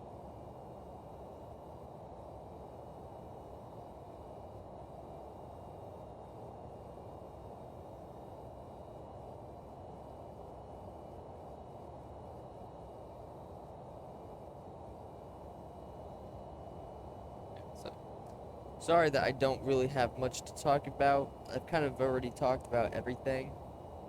Um, I can't really think of anything else to talk about. I guess I can kind of give my thoughts on the aircraft. So overall, the aircraft honestly isn't bad. Like, it's actually pretty good. Um, like, of course there are bugs, but they are going to get fixed. The Rotate MD-80, you know, it had a lot of bugs on release. It got fixed. The RotateSim Q400, it had bugs on release. It got fixed.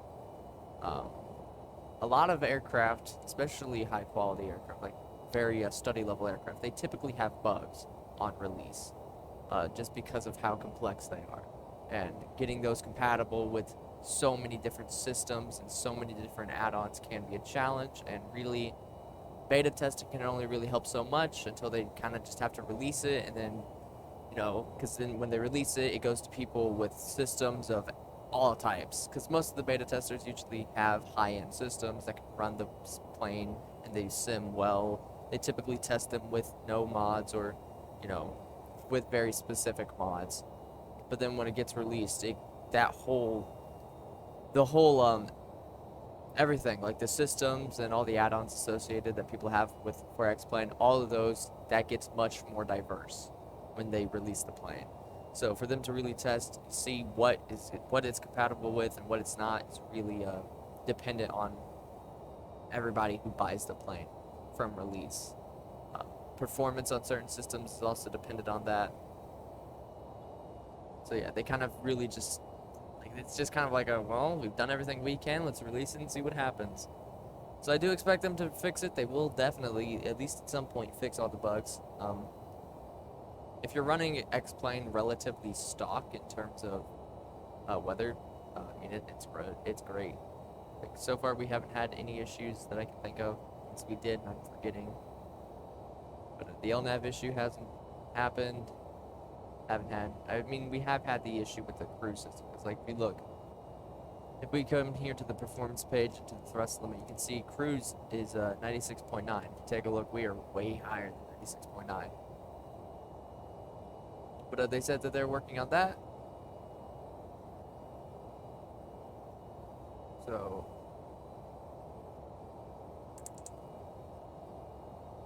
let's also take a look at our fuel. It's past a certain limit. It's whatever's before Slow Joe, which was Greensboro, so 40.4, 40.2. We're good on fuel.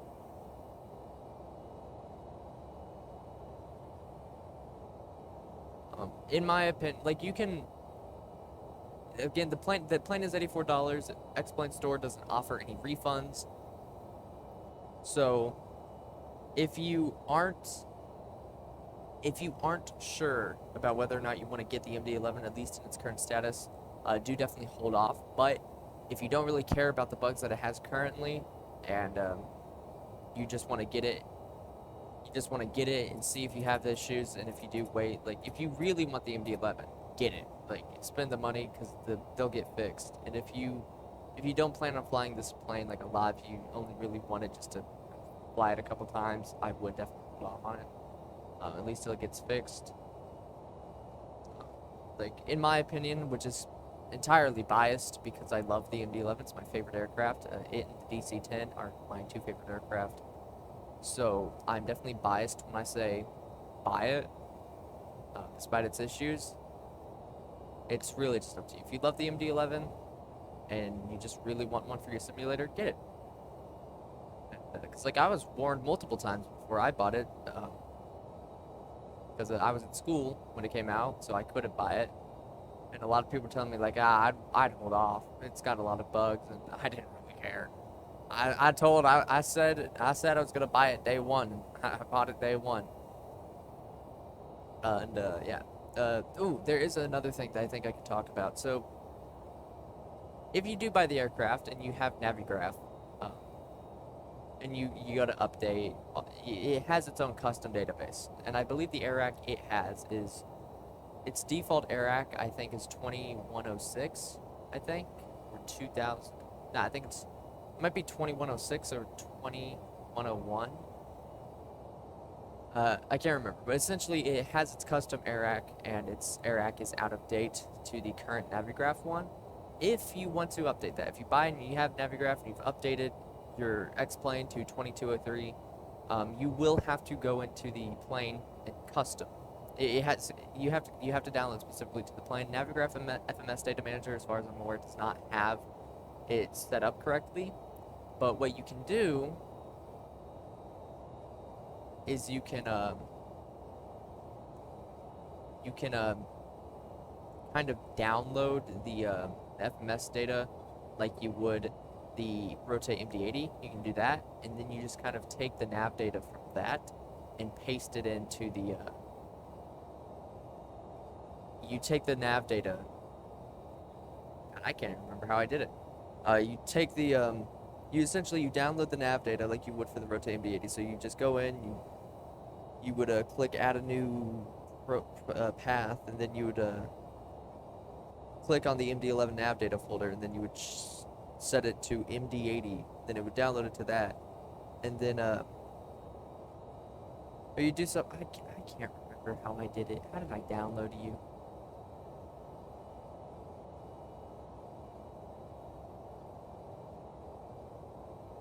Navigraph FMS Data Manager.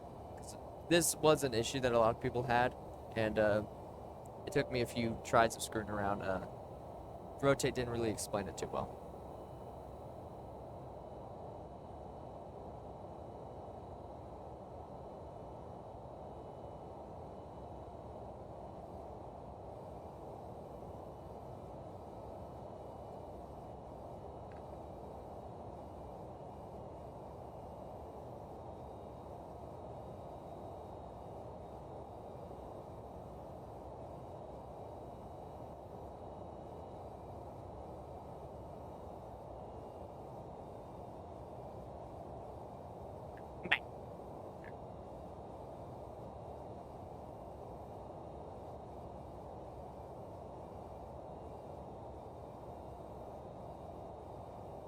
So what you would do is you would open up your Navigraph FMS Data Manager.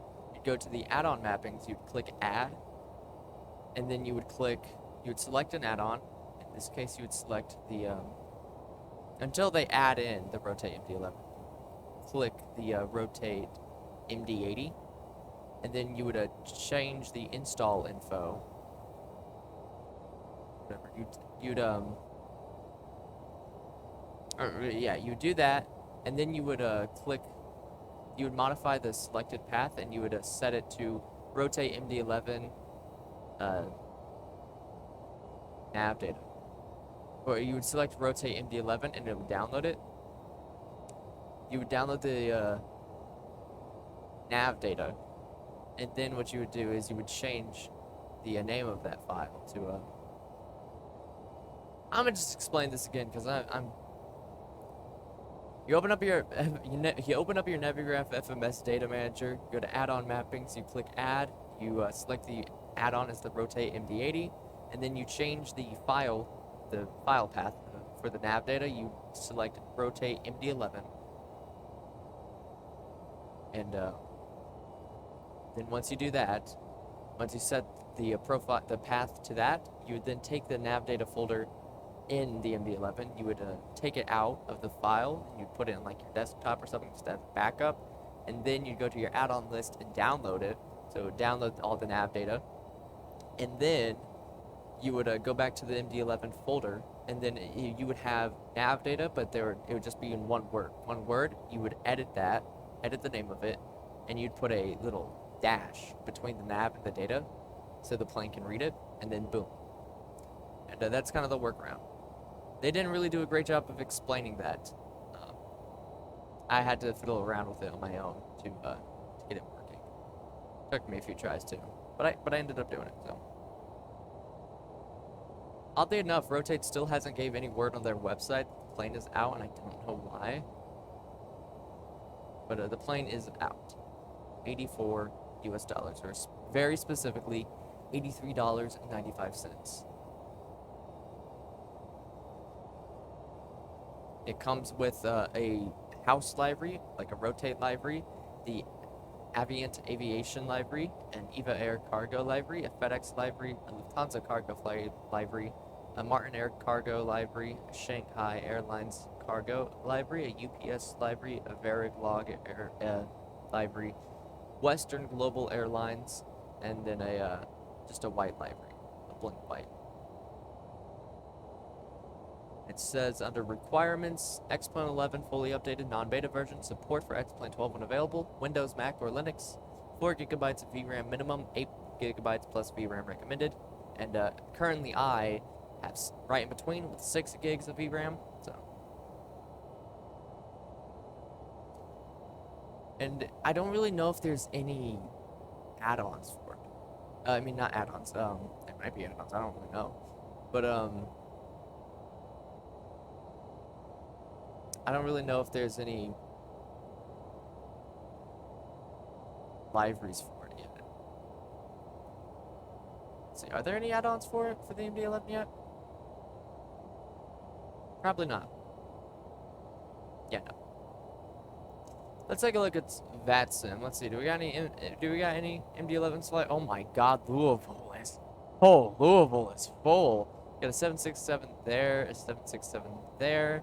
MD-11, MD-11, MD-11, MD-11, two MD-11, oh, sorry, an MD-11 and an A300 inside of one another, another A300, another MD-11, 767, MD-11, 727. That's a FedEx. Alright, 727. Are there any more MD-11s? There's an A300, there's an MD-88, but that's quite a few MD-11s. 777, an A321. This is the most I've ever seen Louisville have anything. You got Louisville Approach online, you've got Tower, Ground, Delivery, and ATIS online.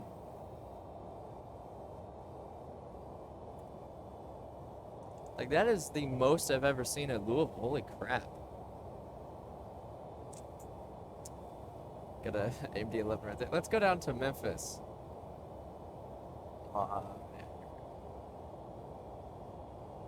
No, there's nothing. There's a ORX-12, and I don't know what they are. They don't have a departure or an arrival or a route or an aircraft.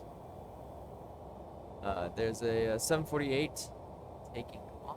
It's like, yeah, Chicago. Got an MD-11 from Seattle to Memphis. Got an A300 following an A320. 757, another MD-11 from Chicago to Memphis.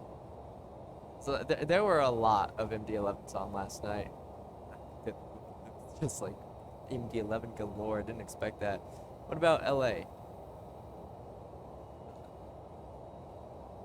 No MD-11s. No MD-11s. There's an MD-11 inbound to or outbound. Sorry, out of area. California. What about up at Oakland? MD-11. Do we got anybody doing a long haul across the Pacific? Oh my God, we do. From Honolulu to Ninoy. Oh no. So there's this poor dude on VATSIM going from Honolulu to the Philippines, and he's according to VATSIM, he's in a spiral.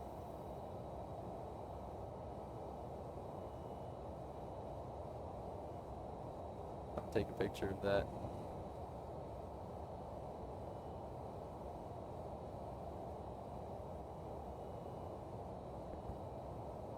I'm gonna post that on the forum. I'm gonna post that on the subreddit for flight sim. That's unfortunate.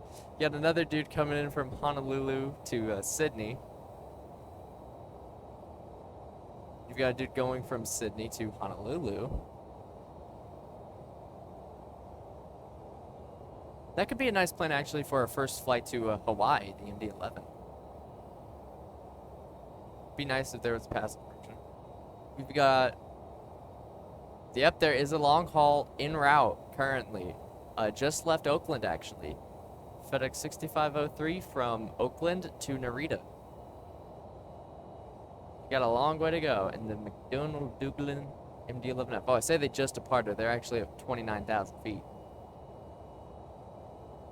Got an MD-11 from Reno to San Francisco. Any more MD-11s? Got one going from Anchorage to Vancouver. Any more MD-11s?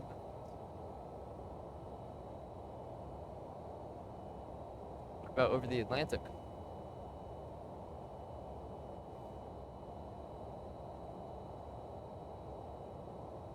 Anybody?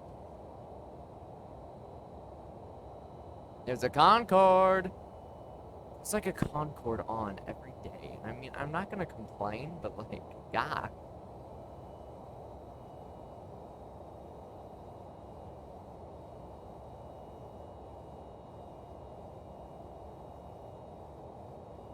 Let's see. There's none over the water currently. So let's look at like London. MD-11s about to go across the pond. Isn't there a across the pond event coming up? Yeah. On April 2nd.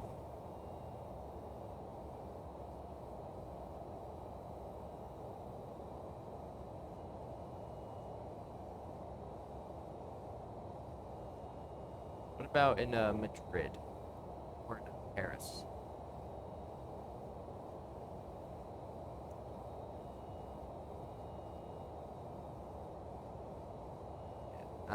Not seeing anything. About Lisbon. There were definitely a lot more MD-11s on yesterday. Like everywhere. Like there were MD-11s in like all over Europe, all across North America. And there was one going out across the Atlantic. What about a Keflavik here? Any MD-11s? Nope. None in Reykjavik either. Oh my God! There's an A320 going from an A320 Neo going from JFK to Keflavik.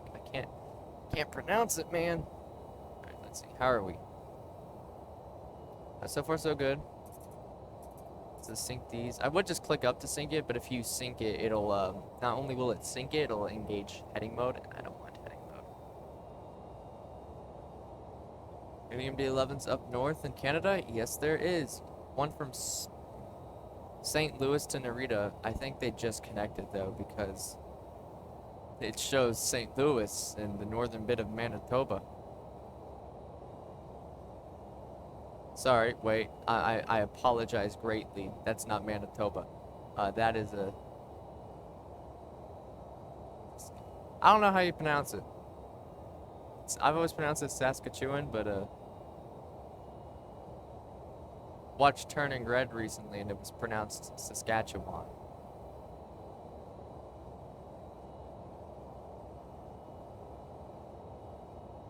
How do you pronunciate? Saskatchewan. Saskatchewan. I'm so sorry, Canadians. I apologize greatly for my mortal sins.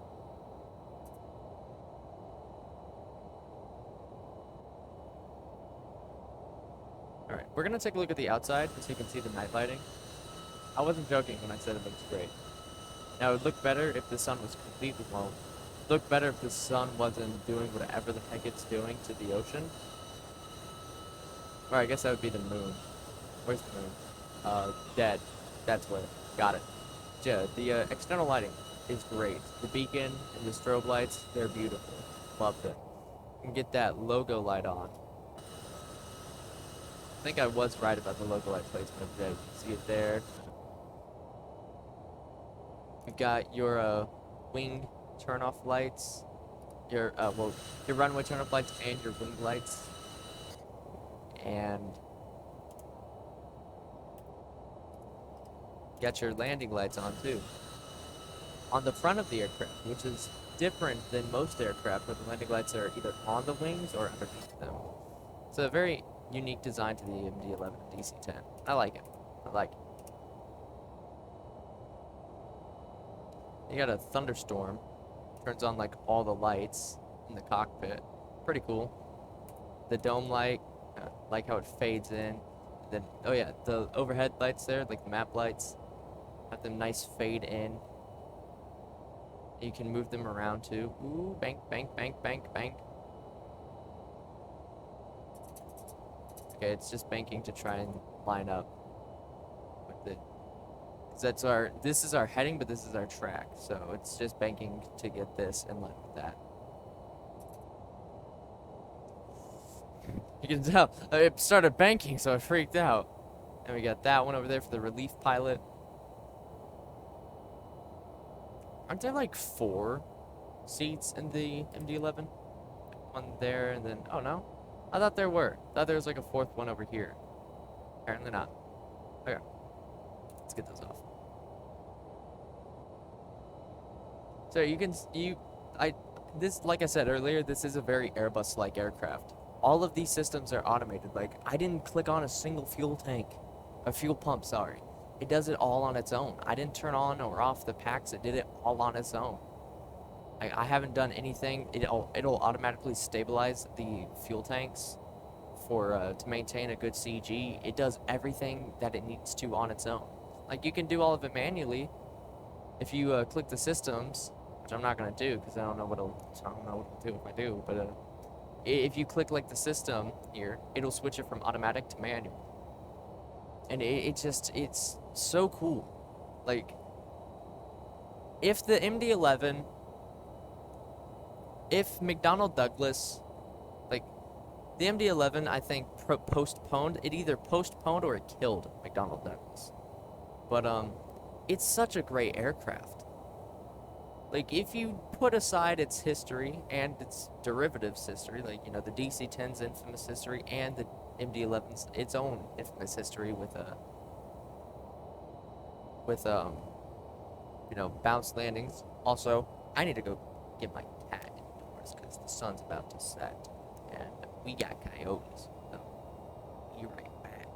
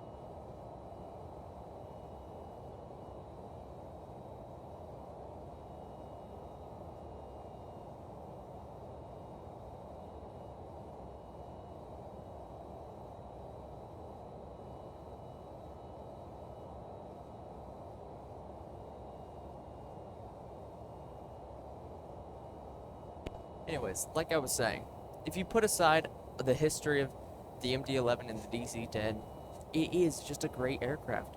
It was born really just too late. Because it was born in a time where tri-jets just weren't really cutting it for airlines.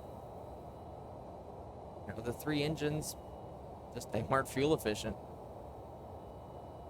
Especially with E-tops on the rise and better twin jets coming out, like the Airbus A330, I think, would be up at the time. Maybe the A340 too. The 767, the 777, I think, was starting either its development, like its research cycle, or its production cycle. It's just a lot of new twin jet wide body aircraft were coming out at the time the MD-11 did. Just didn't really sell well. And when Boeing bought out McDonnell Douglas, they stopped production of the passenger variant and only produced freighter variants. Even then, it stopped in like the mid to late 90s. Production of the MD-11 ceased before the Concorde went out of service. So, yeah, like it is a great aircraft. With all of these systems being automated, you can have them automated, you can do them manually. It's like a beautiful mix between a Boeing and an Airbus. Like it has the ability to do everything manual, it doesn't got fly-by-wire just like Boeing, but also a lot of the systems are fully automated. Like an Airbus, you've got pretty much an ECAM, kind of like an Airbus. It's a fantastic aircraft. Its MCDU is very similar to the Airbus A300, early Airbus models. It's a fantastic aircraft. And it was born too late. And it's severely overlooked in a lot of everything, really.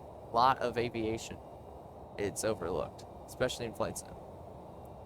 I really wish that was not the case. Again, I'm biased because I love the MD-11.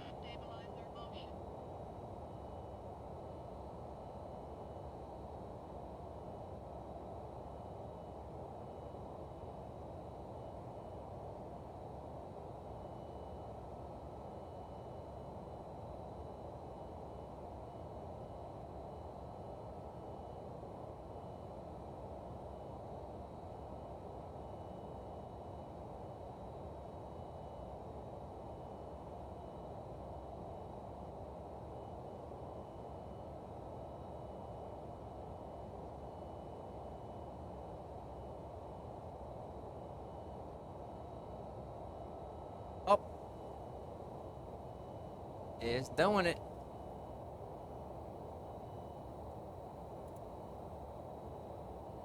Yeah, see, that's what I mean. It does that. I don't know why. Did he fix it?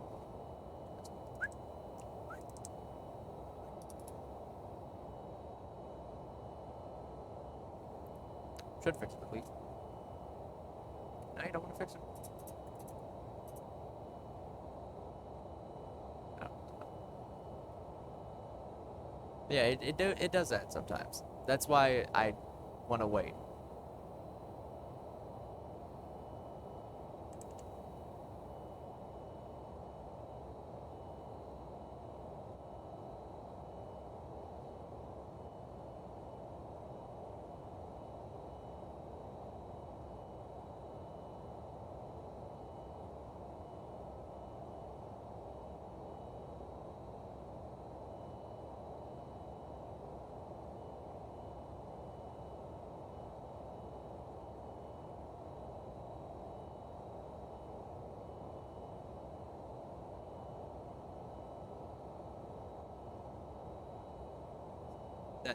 That is just that's what I was talking about.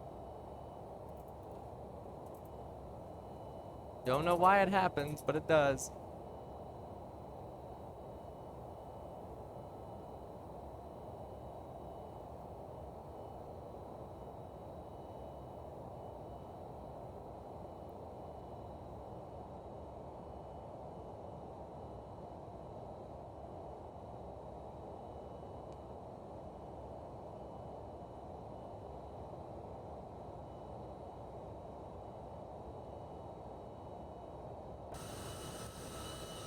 Alright, so that is a 2 confirmed, 1 maybe for it doing that.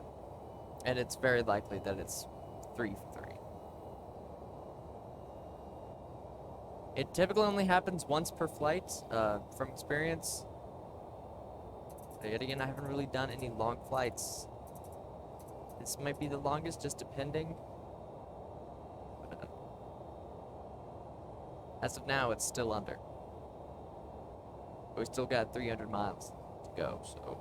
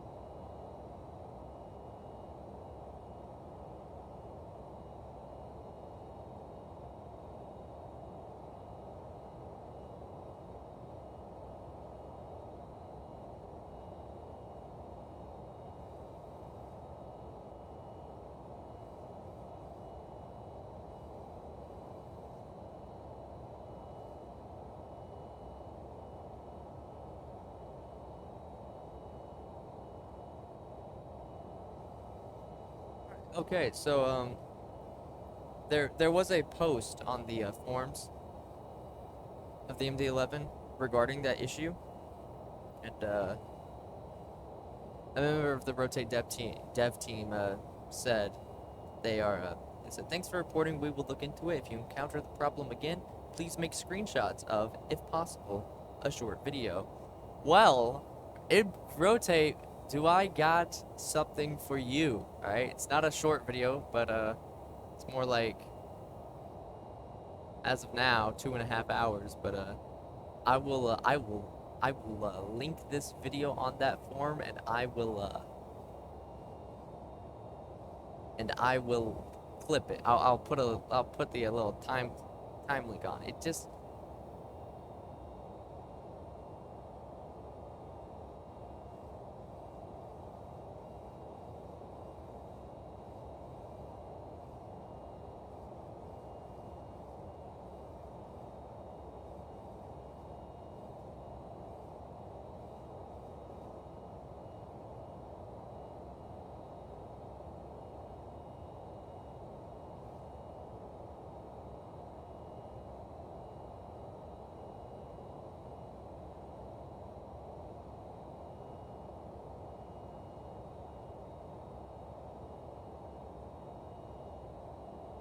gonna post my response that I just had it again. I said, I just had this issue again. Was recording a YT video this time. I land and upload it. I'll link it with the timestamp for y'all to take a look at it.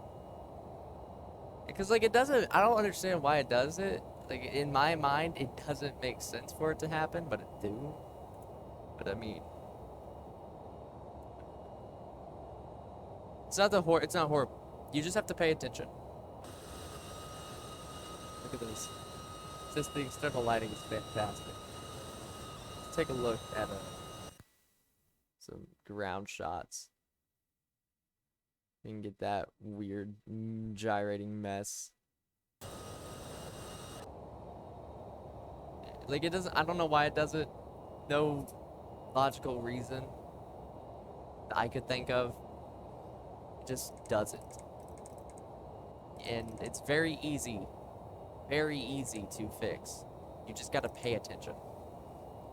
Which is why I want to hold off on doing a long haul, because if that happens, you know, I'm not gonna be sitting here for like 7+ hours. You know, I would like to go and do other things. I have an Xbox, I could play that. I could load up some Forza or some COD and play that for a couple hours. I could take a nap if I wanted, but I can't really do that. Can't really do that if the plane will at any given point just veer off the course. So I hope it gets fixed soon. I'll keep to my word. I'll put like a reminder or something. Hey, idiot, don't forget, link it. We're about to pass team. So just get that. 30.9 tons required, 36.7 on board. Fuel consumption is great in this aircraft. With the default sim brief profile. I think it might be off. I think it might be calculating too much fuel. I think the fuel burn is too low. Sim brief profile, because I feel like our fuel is just going up, kind of. Like, as we pass a waypoint, the amount of fuel we have compared to the amount of fuel we should have, it's just getting greater and greater and greater. Like, at one point, we have like 5,000 more than we need. The next waypoint, we have like 6,000 more than we need. And the next one's like 10,000 more than we need. I'm not too sure. Because also when we land, we're going to have like 10,000 pounds in all 3 tanks. Now, to be fair, I mean, actually, no, never mind, because we're going slower than our cost index, so we should actually be burning more fuel, I think. Maybe not, I don't know. But the plane was just really struggling to hit 0.84 Mach. I'm gonna go ahead and get our top of this. Actually, wait, don't we have like a small turn coming up? Yeah, from Tampa. I'm gonna go ahead and get our top of descent calculated. So, KTPA. How's the weather in Tampa? 270 at 11, gusting 18. My God, can I just get some peace? Visibility is 10, scattered at 5,000. Temperature 23, 2.11, altimeter 2998. Okay. So we're coming in, we'll be coming in for runway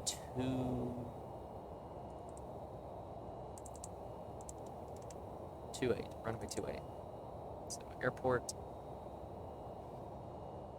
sorry, approach. We got anything for a visual? No.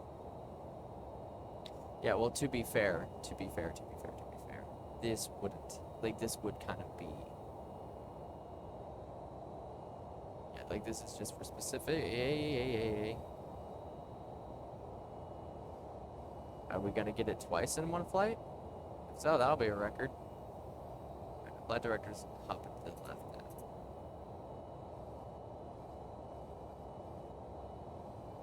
I saw that flight director line go right, and you know, like, hey, yo, what are you doing there?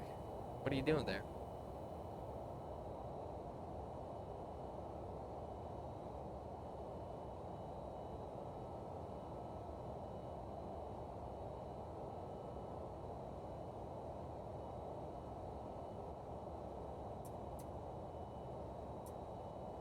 Oh, I didn't put in my retainers. Oh.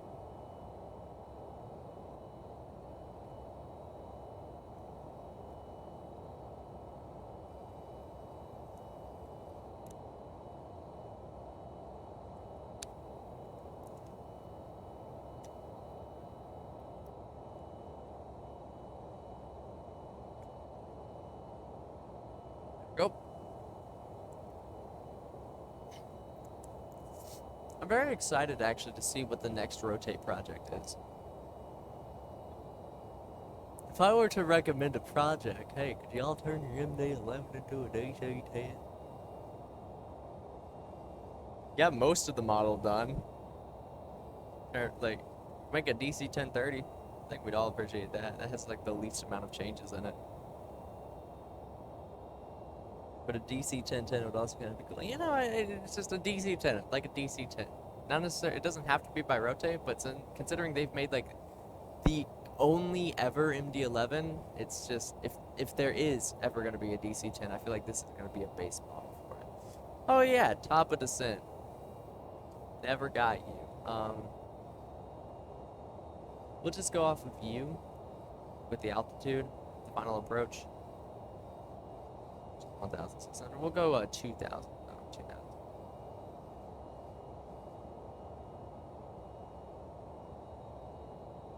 2,000. So the way we're gonna calculate our top of descent, I don't know if I went over my new method last time, but we're gonna take our current altitude, which is 36,000. We're going to subtract that. We're gonna do 36,000 minus whatever altitude we want to be at, so 2,000, and we're going to divide that by our vertical speed that we want, which is 2,000 feet per minute. Then we're going to multiply that by our ground speed, which is 1 divided by 60. So that gives me 116.45. So 116. So we're going to come in here to the fixed, but actually I don't need to do that because, boom. So 116 miles. Oh my. Ow. 116 miles from a, oh man, am I bleeding? Because that felt like a cut. It just scraped my finger along the switches, the light switches on the Honeycomb Alpha. And if any of you have this, you'll know that the edges of these are not the smoothest things ever. And just scraping your hand across them, just, it's like shoving sandpaper down your throat. Ow. That did not feel nice at all. But I don't even know what I was talking about. It was 160 miles from Tampa is when we'll begin our descent. I'll do it like plus 10, so 126. Let me write that down.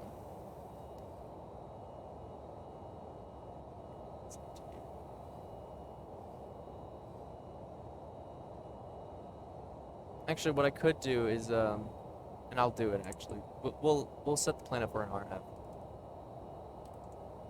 For 28. So RNAV 28. RNAV 28.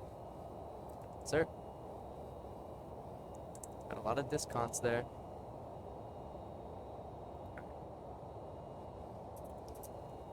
And with that, let's go back to the plan mode. It's JJ, and then to there, and then it's from. So let's load you back up. Alright. So we're probably still going to be getting a little bit of vectoring in, just because that's a very sharp turn. But there we go. So from Ryuki. So fix, we're going to put in that waypoint.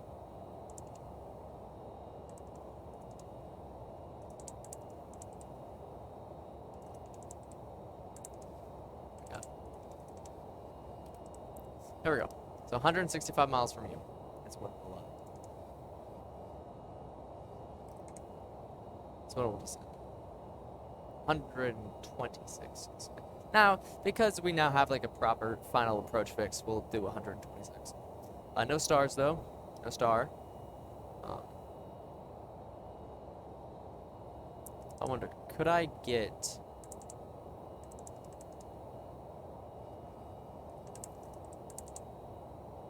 Can I select a transition if I don't have a star? I don't think I can. Those are stars. Transition from high. Considering that would be the transition. I think I could. Yeah, no, I can't. Alright, never mind. We're good. We're good. We're good where we are.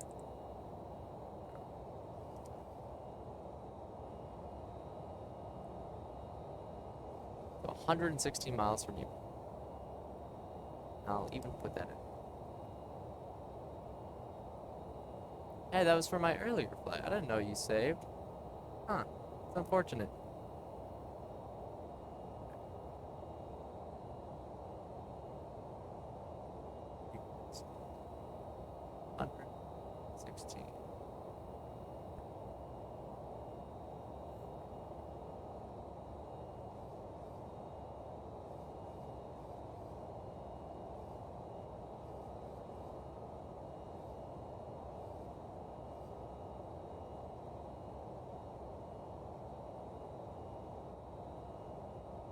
Don't judge me. I can't write on PC. And actually, because we have that, I guess we can go ahead and go over our arrival. So we can do a little briefing here, I guess. So we're going to be coming in. We're going to be descending to 2,000 feet to meet up with, let me just say Rookie. For Rookie, at Rookie, we're going to be 10 miles from the airport. We're going to drop down to 1,600. And about 4.8 miles out, we'll be descending down towards the runway, or runway 28. Runway 28 is 6,480 feet. That's a little short a runway, if you ask me. Winds are currently 270, and that's like the best runway I can get for my winds. Hey, look. We can talk about this. You're asking me to land on a 6,480 foot runway in an MD-11. I don't know if that's even, is that even possible? Hold up. Like straight up, is that actually possible? MD-11F runway requirements. Can you land at a runway that short?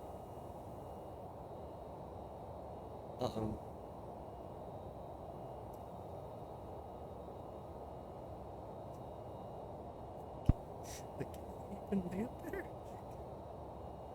Is that even possible?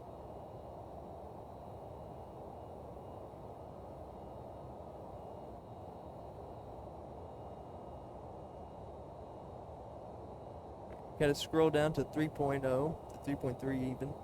My landing. My runway performance data. Is this it?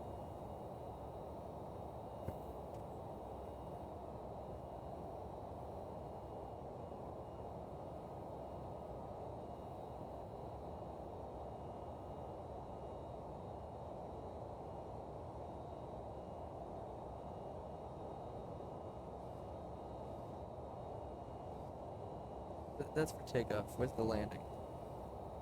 Landing, please.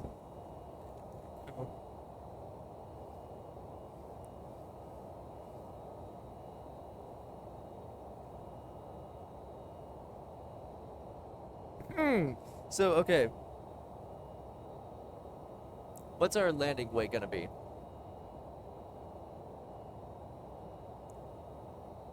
Did I find it on you? Our landing weight's gonna be 451.7.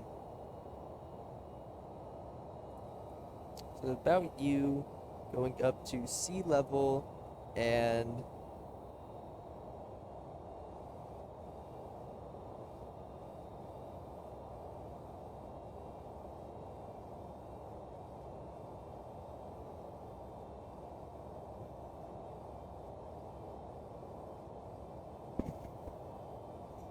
don't know if we're gonna be able to land there. I don't know if I'm gonna be able to land at that runway, cause yeah, no. If I were to be able to land on a 6,400 or 6,500 foot runway, I would need to be at an absolute maximum of about 360,000 pounds. For my weight, for my landing weight, which is 451.7, and a dry runway at sea level, I would need to be at about, the runway would need to be about 7,800. So I can't land on runway 28. And if I landed on 19 left, I'd be cutting it close, so I think we can try and shoot a 19 right. Let me take a look at something. Let me get some airport information. Just so I can see the runways, and what's closest to it. So runway 28, okay.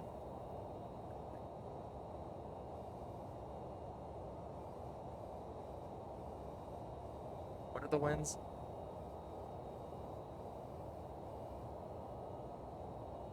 $270.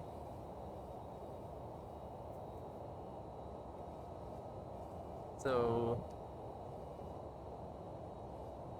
best bet is to land 19 right. And even then, that's gonna be a heck of a crosswind. Which is bad for the MD-11 because the MD-11 doesn't have good crosswind. I mean, I could go to my alternate, which is KMCO. Already thinking about going to an alternate airport. Where the winds are 280 at 13, where they don't. Ah, God.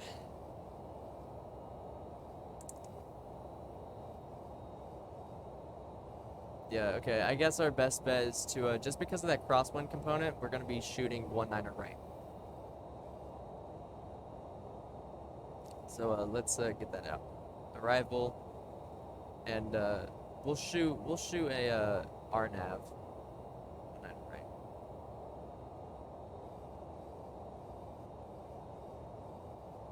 Let's go to the left page. Let's do a star. Clear it, do an RNAV. Right? Yeah, 19. RNAV, 19 right.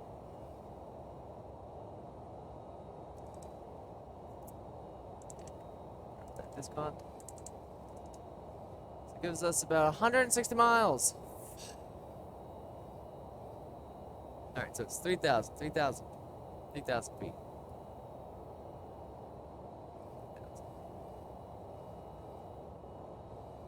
3,000, 2,000 times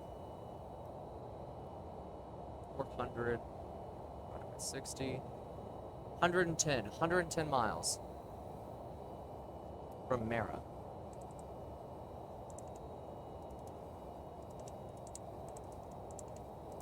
There we go. Look, if it weren't for the fact that according to a chart that I just found for the MD-11, I would be overrunning and I would need about 1,000 to 2,000 feet of runway. So, and not only 19 left is cutting it close, but also with the crosswind component, I want that long runway. And I would also just like to forewarn my landings in the haven't been great. I'm not the greatest at landing. Thanks. Take whatever.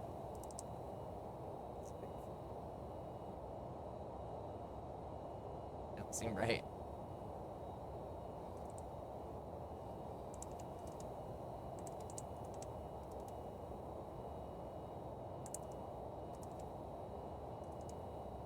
Anyways, so we're going to be coming in 3,000 feet to Mara, then 3,000 at Fatty, dropping down to 2,000 to Jim Bob, 6 miles out, descending down towards 19 right, In the event of a missed approach, we're going to be climbing to 800 feet, then a right turn climb to 3,000, direct to jacked and hold, continue the climb in the hold to 2,000. Final approach course is 187. Alright, decision altitude is 221, so let's get that up. Switch you to Barrow, and we'll set 220. I believe we can actually find it way better. 221 is the decision height. We're just going to be going off the Barrow. Might not make sense considering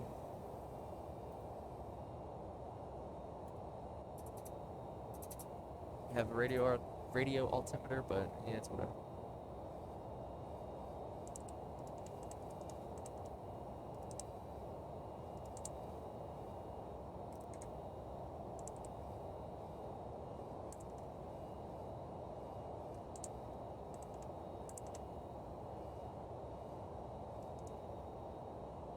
Okay, fine. What about Fatty? Do you like it better if I put in Fatty?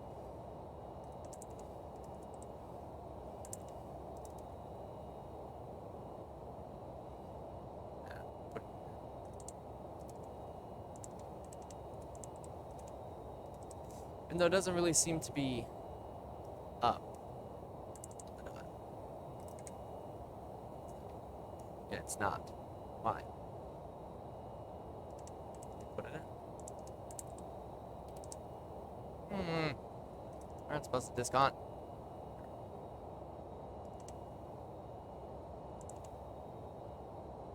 There we go. So now, we go to the plan page. Should have Mara, then Fatty, then Jabot. Is that she? That is on the protocols. There we go. Switch you back to map, switch you back to fix. If the winds calm down at all, they likely will not.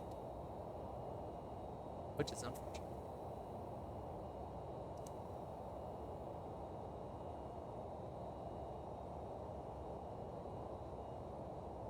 So this is gonna be an interesting. So far in all, I've landed this plane 2 times so far. Out of my 3 flights that I'm doing, this is my 3rd. I've landed twice, 2 takeoffs, 3 takeoffs, 2 landings, and on both of the landings, I have bounced. I've bounced on both of them.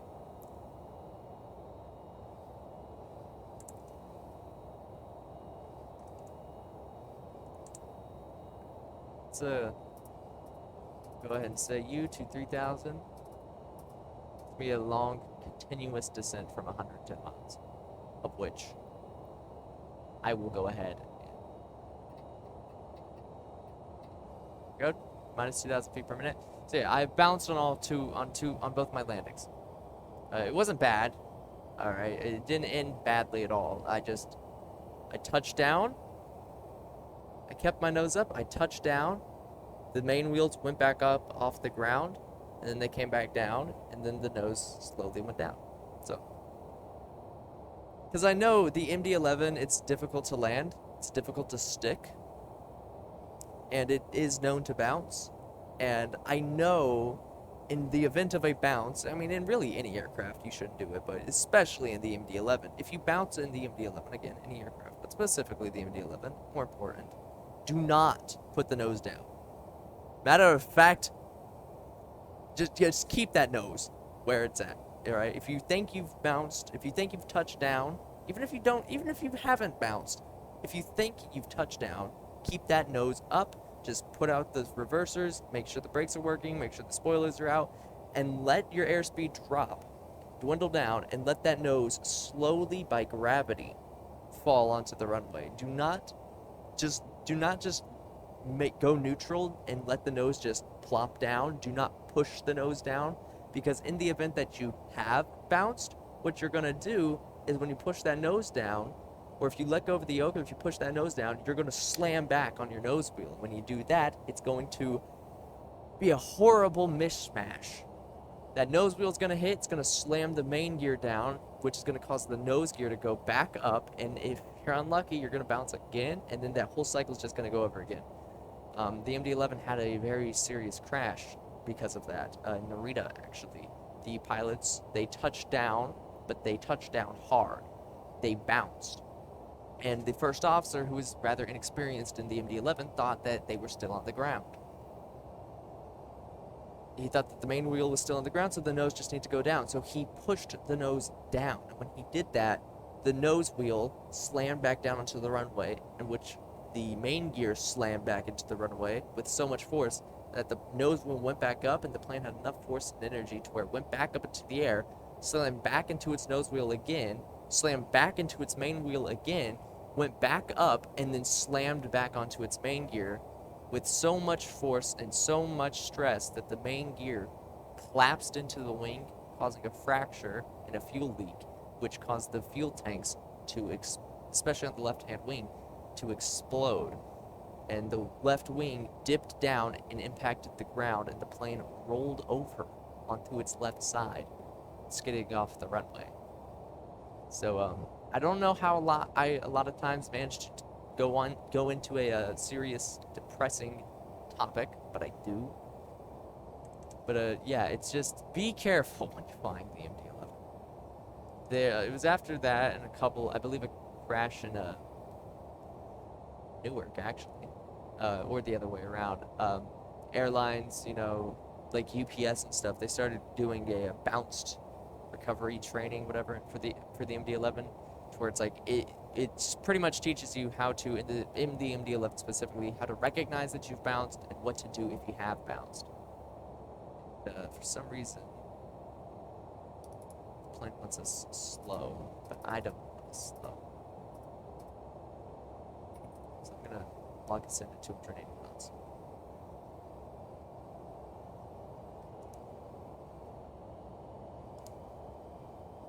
And yeah. I guess I can get our spoilers.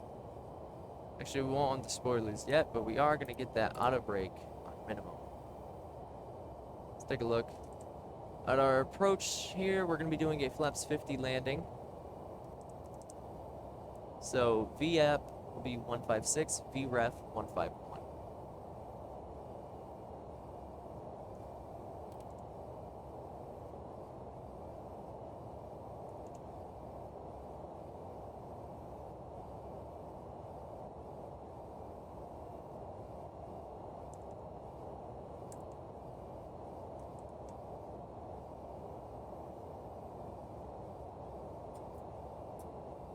So glad that doesn't respond to mouse wheel movement.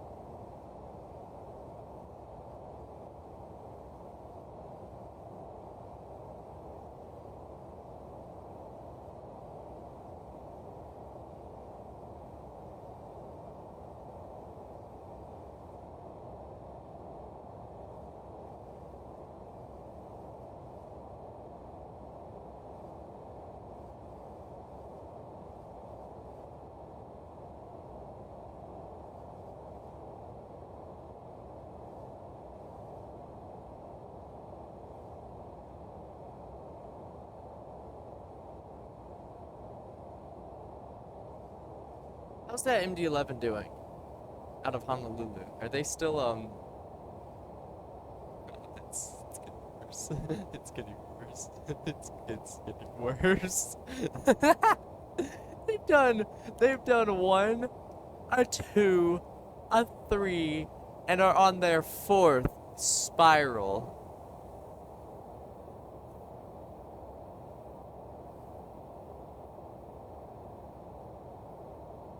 Oh, wait, sorry, no. They've done 4, they're on their 5th. Poor dude. How's that MD-11? How's that other MD-11 go? Oh, it's. Let's see.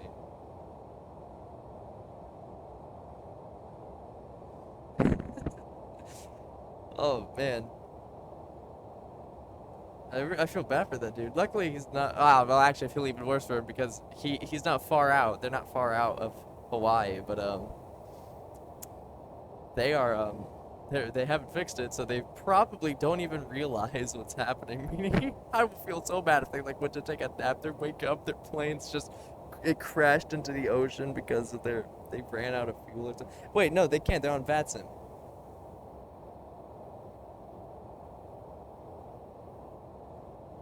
Hmm. Yeah, I forgot about that.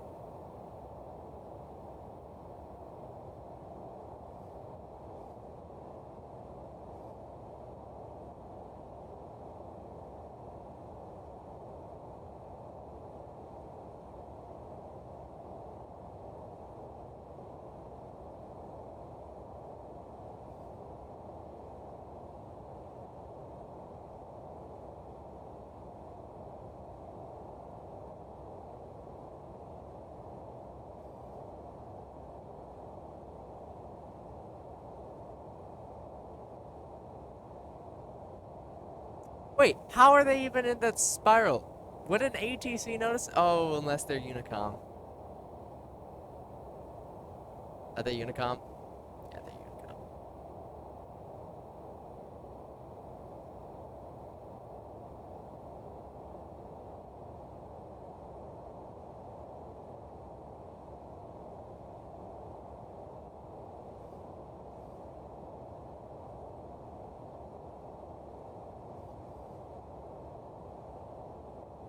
Feel bad for you.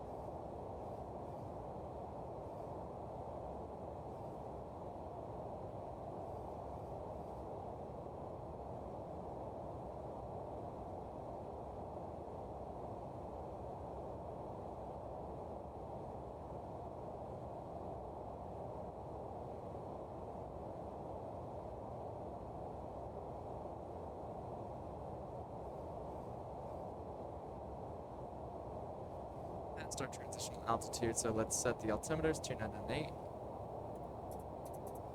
Slow with it. 2998. 2998. You only wish those winds would change. Let's slow down to 250.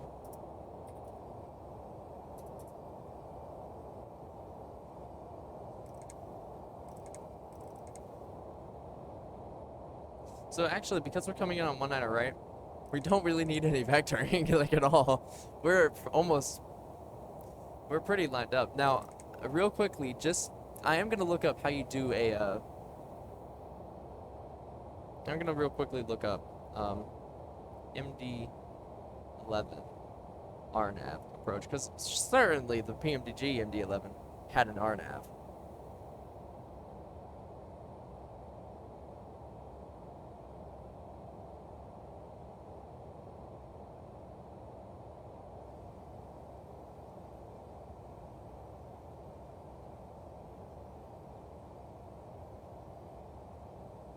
I don't think the MD-11 is certified for RNAV approaches. Huh?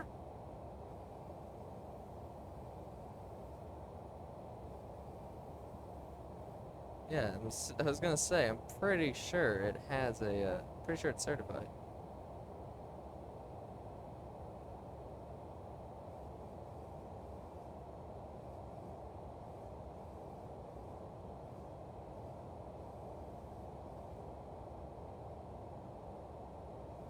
Worst case scenario, we fly it like we would the Airbus A320 from fly-by-wire.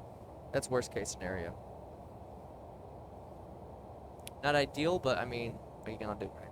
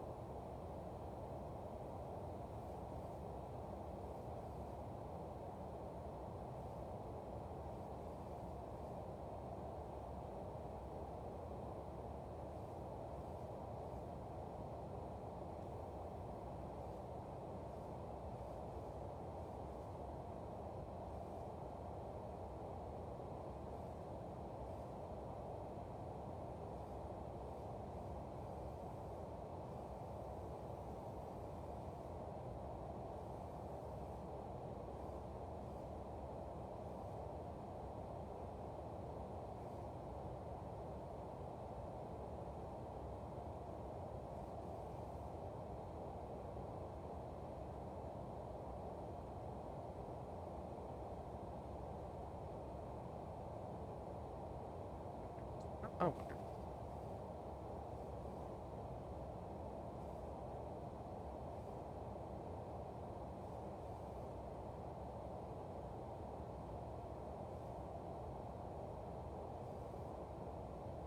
oh, that's for flaps 35. What about flaps 50?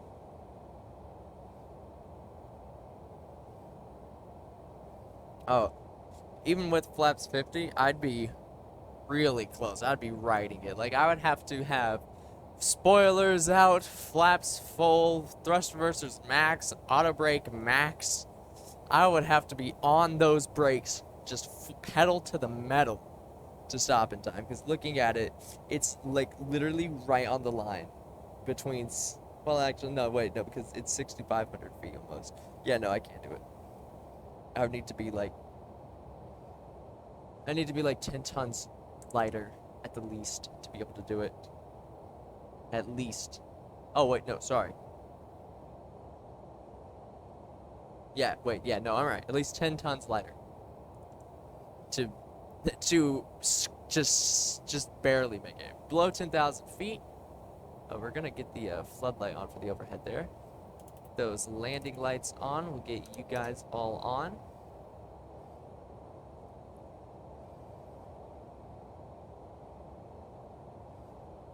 So we're really gonna be right on line. We're below 10,000. We're gonna get the logo light on.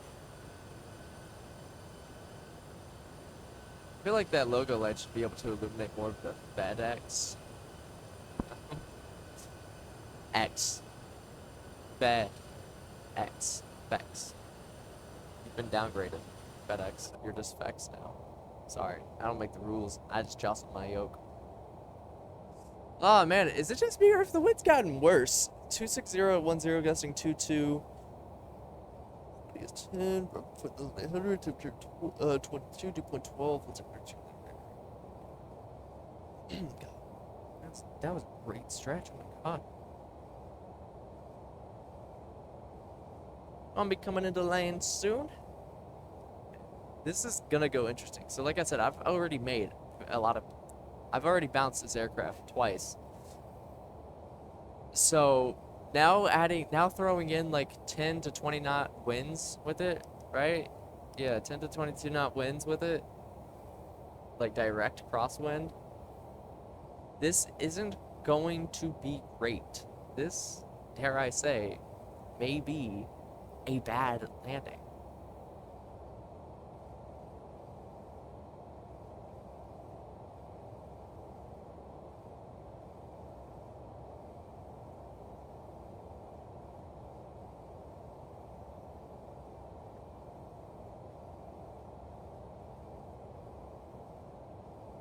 So it said that you do the RNAV in the MD-11 is used by doing LNAV and VNAV. Now that scares me. I've never used the profile mode, and I don't want to use the profile mode because it's terrifying. But I may not have a choice. Is that the runway? Where's the airport? It's just a black void with one runway, which doesn't seem right.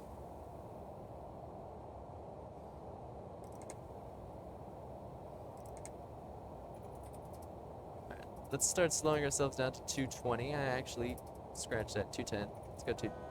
Altitude. Can't go 210 because slats. I'll put out the speed brakes a little. See that the auto brake goes off and the speed brakes out. It's normal.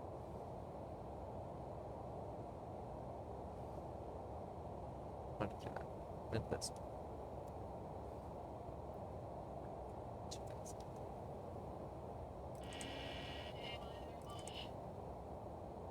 Alright. We're gonna put the slats out.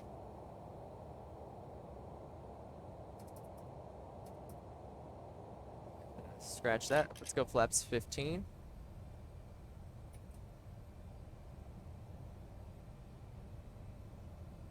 Okay, so this isn't the airport then.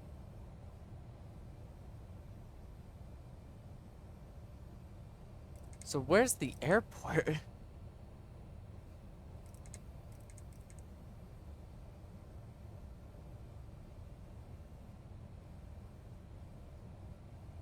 I can't see.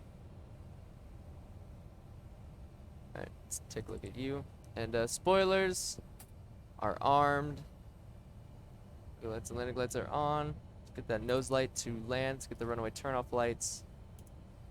Let's get the runway turnoff lights on. Go.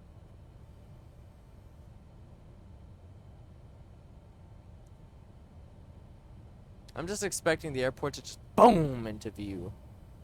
Cause that'd be a very X-plane type of thing to do. Let's see, at Mara, we're gonna be 13 miles out, so we'll put the gear down at Fatty. So that's when we'll put the gear down. VREF is 151 knots, and let's just do one last look at the wind, making sure. Yeah, okay, that's what we're gonna be. That's what we're gonna be stuck with. Are there any VORs nearby? I mean, there's the Papa India Echo VOR.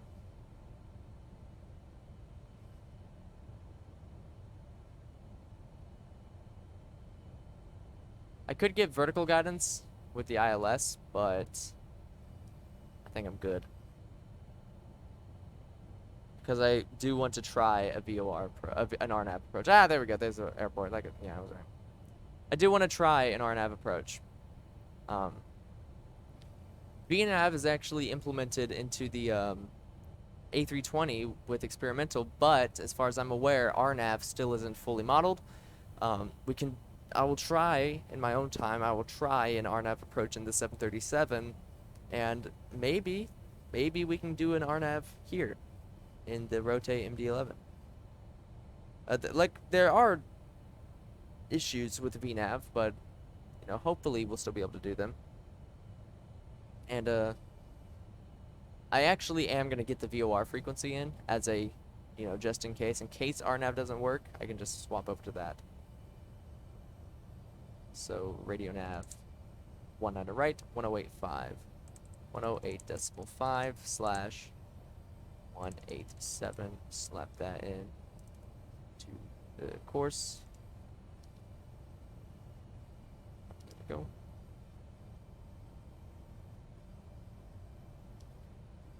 So after Fatty, we'll drop down to 2,000. We have flaps 15. Yep. Slow down to 200.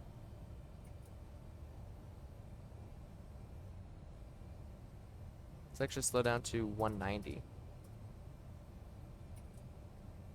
Why are we going to the right? Put out flaps 28.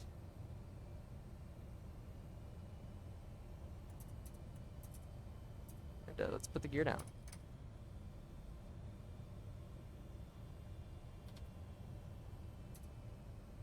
Well, there went our RNAV because LNAV decided to screw up second time going flight.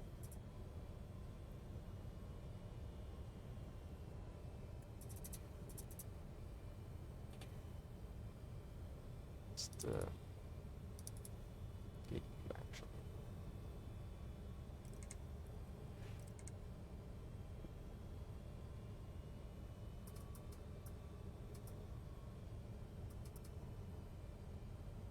Screw it. Let's just start slowing down to our VREF 151.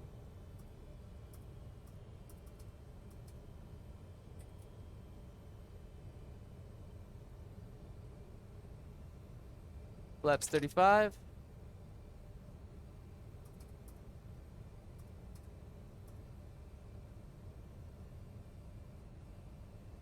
Flaps 50.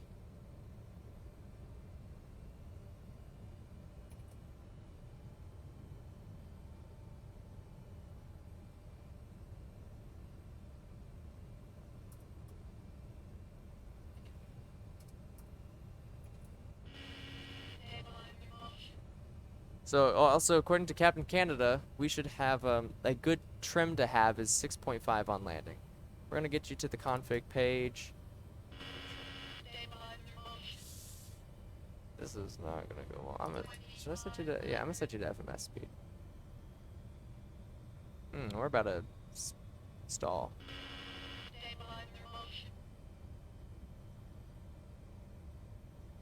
Man, this is going horrible.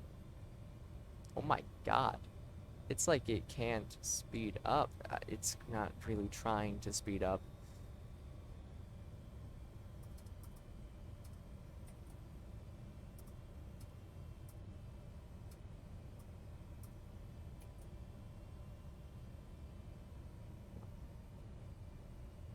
Oh my god. To be fair, I did say the MD-11 does have terrible crosswind performance, didn't I? Oh god, this might turn out horrible. Do I want to land? Should I just go to my alternate? Climb to 800, 3,000. I'm gonna set 3,000. Okay, 3,000. Do I want to even attempt this landing? Because I'm not sure if I do. Let's see if this works.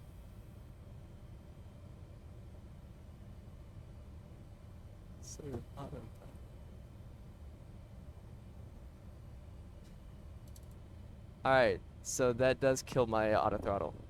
Good to know. Yeah, see, that's what I mean. I have to clamp my throttle.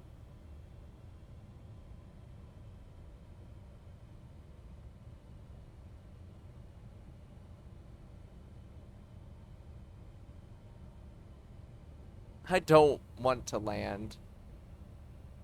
Just gonna keep that speed up between 156 and 160 knots. Oh, wow, gust. Surprised we're not getting any wind shear warnings. Alright. Oh, God. Wish me luck here, gentlemen.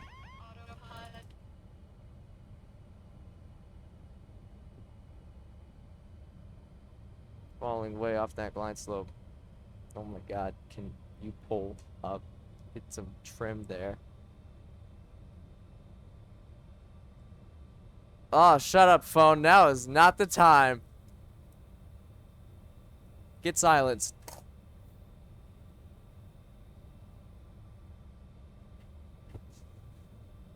We are way high. I'm aware of this. I can't get my nose down. I might go around.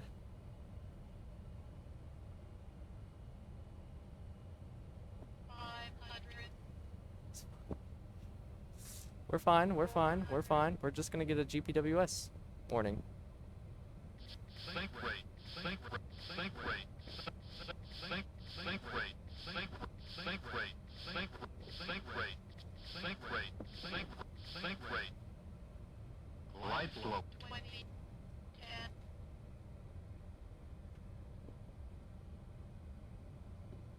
Changing my mind. Nope.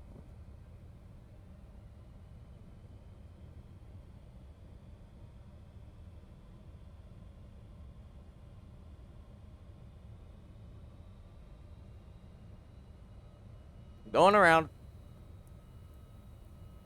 Positive rate. Gear up. Flaps. 35. Glide slope. Glide We're slope. not on the glide slope anymore. Glide Shut up. slope. Glide We are going around. Glide slope. We are going around. Glide slope. Glide slope. Glide slope. Let's get you up. Glide slope. 250 Glide knots. slope. Glide slope. Glide slope. We are not doing a land. Stop. We are not. We are going around. Glide slope. We are going around. We are going around. For the love of God, shut up. Glide slope. Glide slope. Glide slope. Glide slope. Glide slope. Glide slope. Glide slope. That's 28. Glide slope.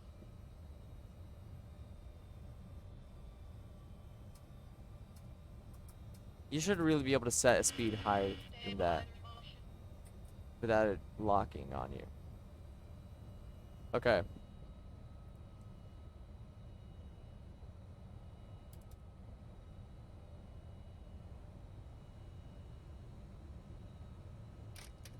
Flaps 15. We're already gonna bring the slats up. Slats. We're gonna bring up to the slabs, and let's speed up to 240 knots. That way we're. Let's actually speed up to 230.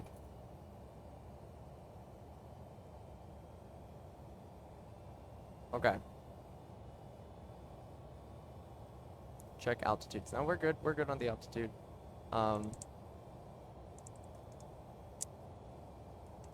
Okay. So we're in a predicament because we can't land on runway 28. The winds, too many winds, too much wind, too bad. Winds are too bad for that. Really our only bet is landing runway 28, but it is just far too small, and it's just far too short a runway to do that. So I'm thinking we may actually go to our alternate, which would be a first. I've never diverted, but we can't land on any of the runways. we literally cannot. You saw how this plane does have atrocious crosswind performance, and I personally do not want to wait for the winds to get any better.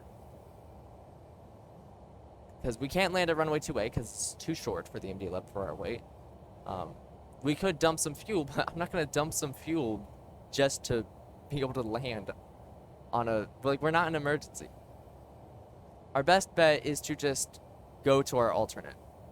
And our alternate, it's got 13 knot winds at 260 winds. I mean, your best bet would probably be runways 18 or 36. And I mean, we could shoot any of these runways. They're all long enough. And, we're going to be entering the holding pattern here. Yeah, discontinuity ahead. Nah, you should just hold here. So yeah, this is definitely a first. I've never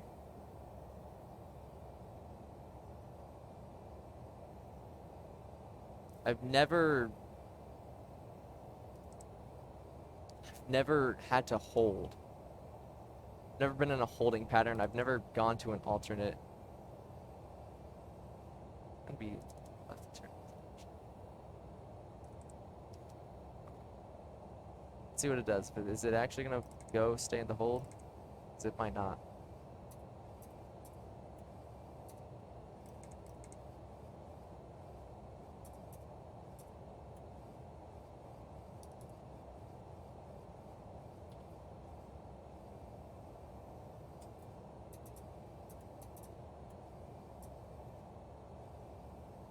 Right turns.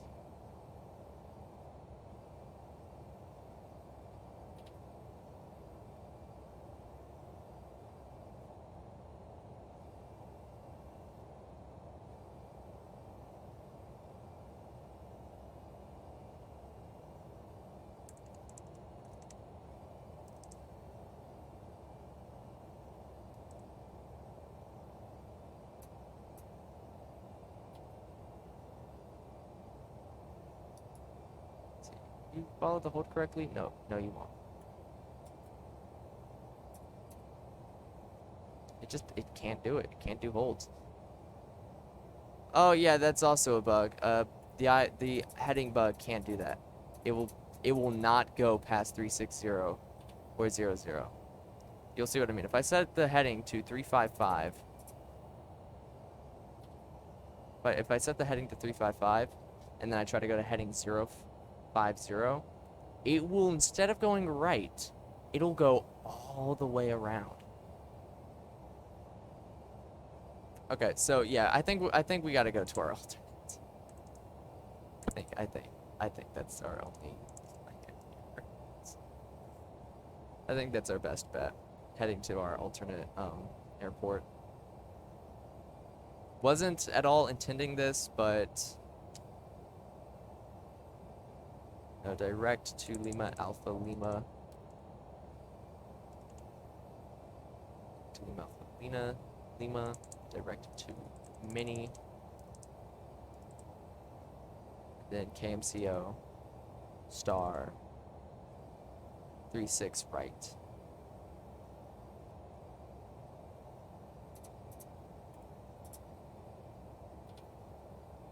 Yeah, this sucks. Please, for the love of God, fix that. So yeah, 36 right on the Mini 5.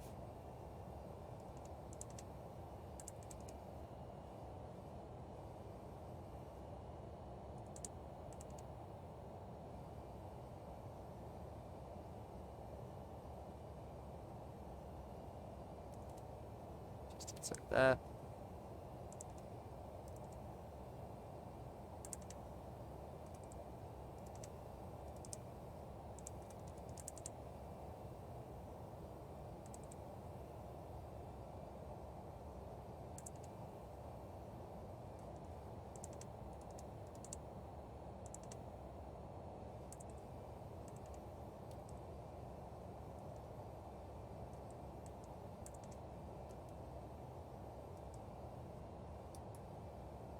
Yeah, let's just head to our alternate.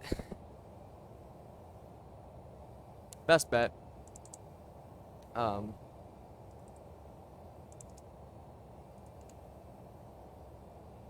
ain't gonna sit around waiting for the winds to die down.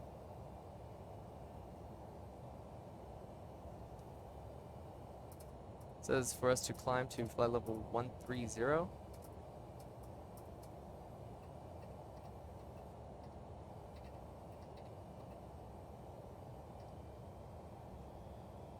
It's a speed up here, 250 knots. And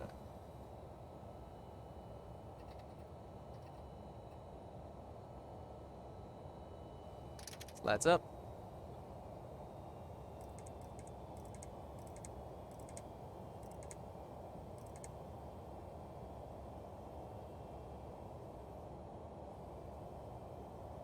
So, this is the first time I've ever gone to an alternate, and never intended to do this, but the winds are just, we can't land on runway 28. Alright, we can't land on runway 28, it's too short. None of these other runways, all these runways have to deal with this 10 to 22 knot winds, which the MD-11 already has bad crosswind performance. So when it's a direct crosswind, that's just a horrible time. And you saw how we were on final approach. This plane was dying. So, yeah, we can't do it. Whenever the winds were like 10 knots, it was manageable, but whenever they started gusting, it was just horrid. And you can see we were too high on approach. I just couldn't do it. I was not. When I realized I was like 50, when I was like 50% down the runway, I was like, you know what? Oh, no. That's just no.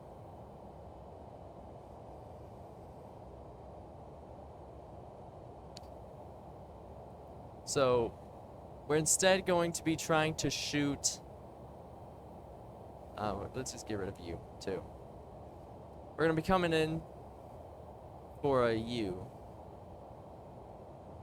For Orlando International. Yeah. That was eventful. I was sweating on approach there. I was nervous. It's a increased climb, 2,000 feet per minute. And get those runway turnoff lights off, I guess. Yeah, normally you would try another approach, but no, after that, no, God, no. That was stress-inducing, I don't want to go through that again. So let's get our arrival up for the Mini 5. And let's get our approach for runway 36 right. That's sim brief wanted for us. 36 right. There we go. 36 right. 36 right has a 12,000 foot runway. And let's set the radio page here. 1107 0.7 slash course is 366. I think it's possibly, no, that's more like 06 006.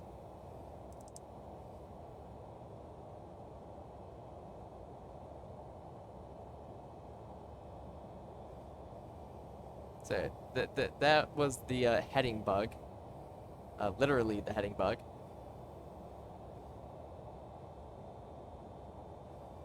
So for you,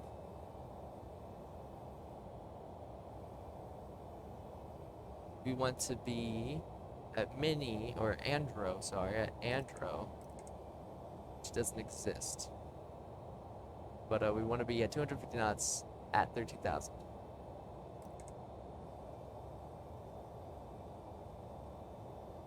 Then from there, well, really, that's it.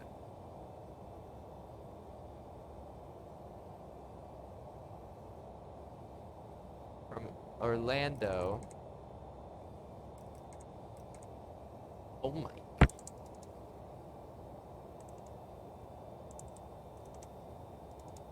So from Lima Alpha Lima,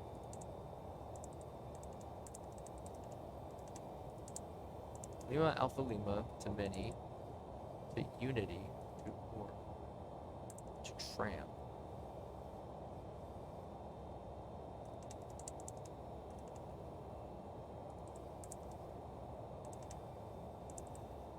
That is a whole jumble of, God, why did you do this? I don't want to deal with.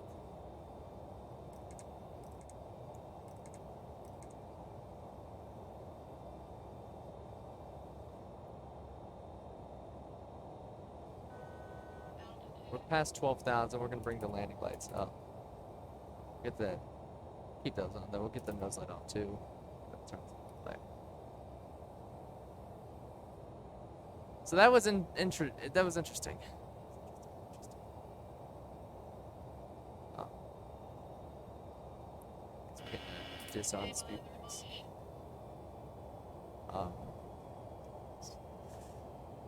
I've never done a go-around. I mean, I have done a go-around, but I've never followed a proper go-around procedure. I've never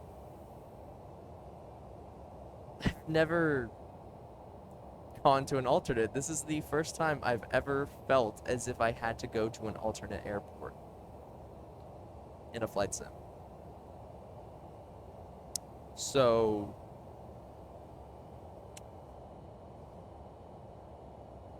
that was interesting.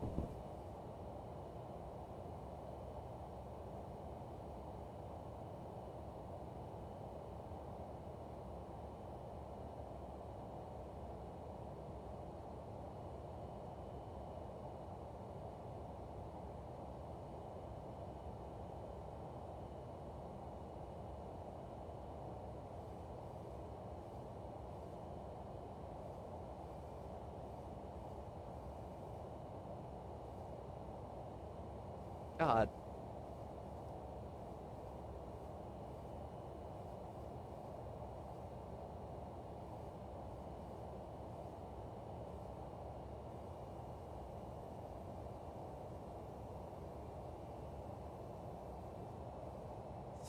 I'm horrified.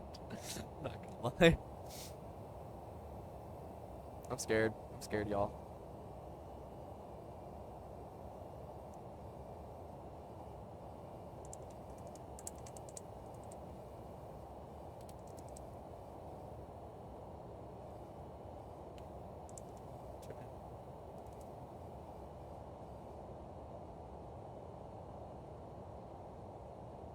Can't do that.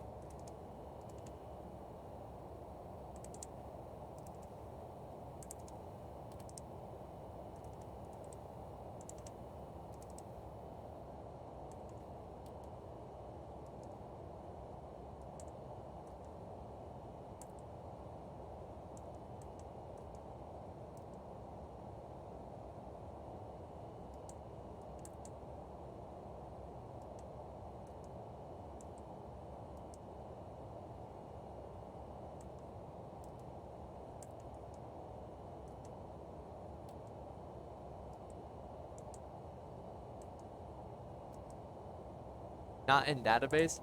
How?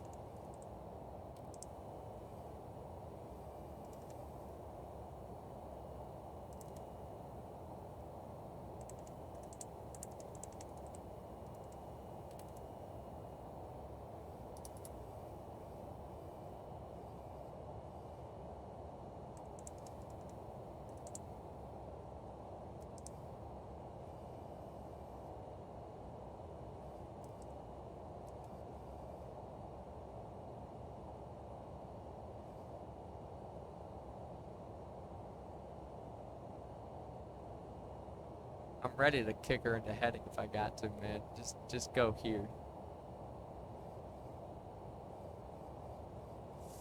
That ain't right.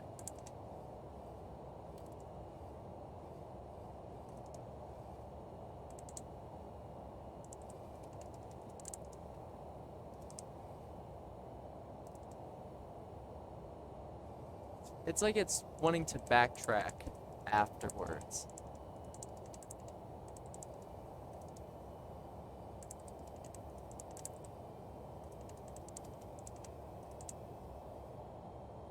It's like it doesn't want to follow the alternate flight plan.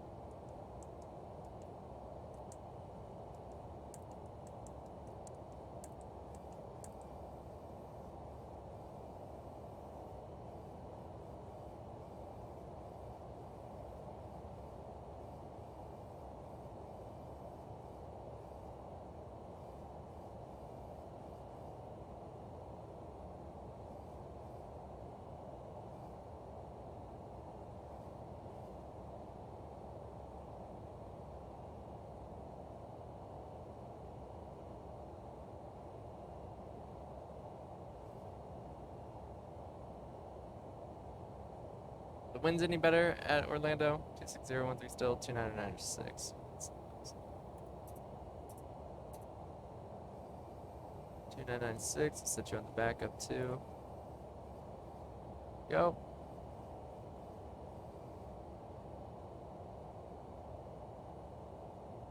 Screw it. I'm gonna just run off heading. I'm sorry. That was just so stressful for me. Never done this before. All right. 200 for radio. We'll do radio. 200. All right, there we go. And switch you over. 200. Should use you instead. In case it don't, we'll Actually, let's just.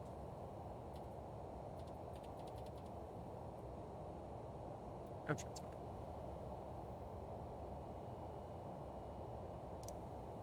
Auto brake should be low still. Yep.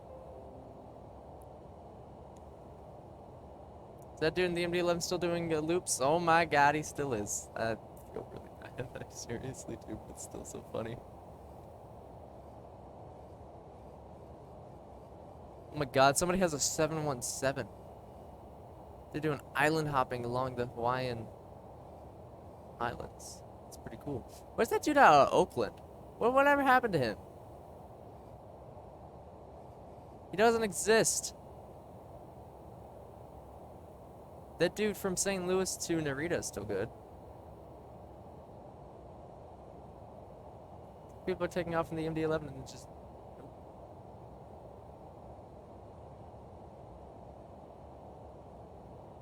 Yeah, actually. Nice. Why do you keep saying that? Because they so obviously are. It's getting on my nerves. Let's just head direct to Tramp.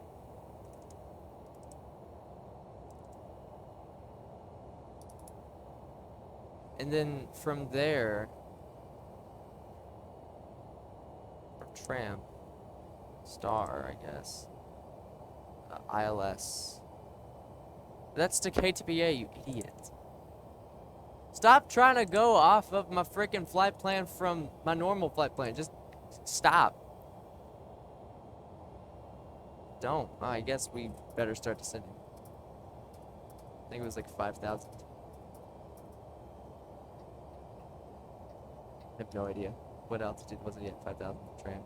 Yeah, I don't think I'm gonna meet that. So I guess I'll just continue. Just still not might. I still may not make that, but. And let's just put out some speed brakes. And increase our descent rate.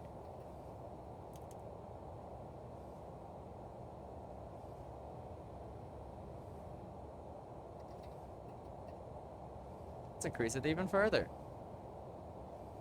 Better yet, why don't I vector myself out, away, so I don't have to have such an excessive vertical speed. Then tracked. I guess I can still keep you extended.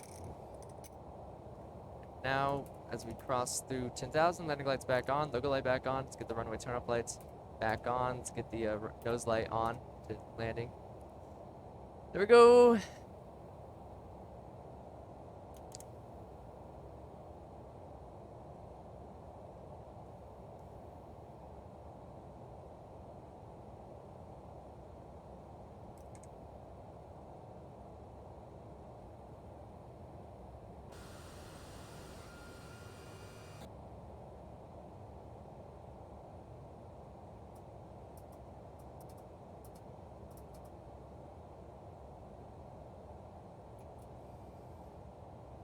Yeah. Figure out how I do an open climb in the MD-11. Got it. That's the way I want to figure that out. Why? Let's subtract speed brakes. Now, I know I have a throttle. I mean, not a throttle, but like a lever assigned to this, but this is why I don't use it.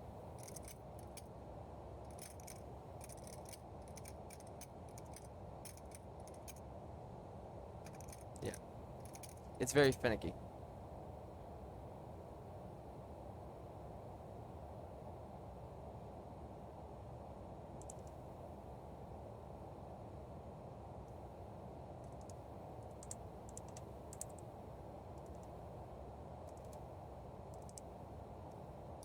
Enter nav mode again. And let's just confirm the radio. The ILS 36 right, 1107 366 006. That's good. That's good. That's good. Winds are still the same. Get rid of you.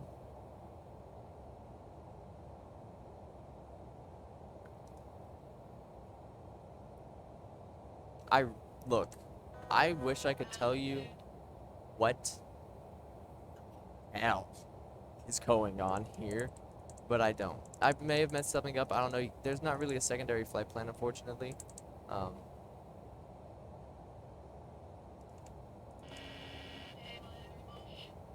There's not really a secondary flight plan, so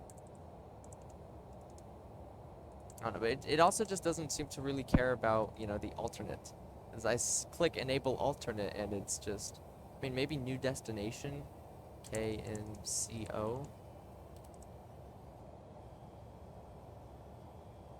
Enable alternate.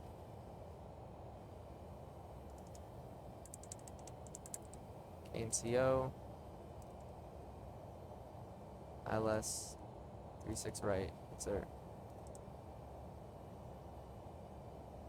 I also don't understand why it's doing flip-flop there.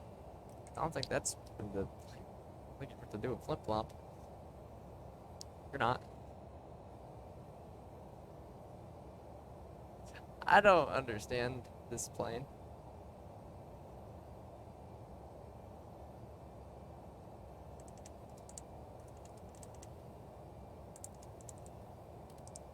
Oh god.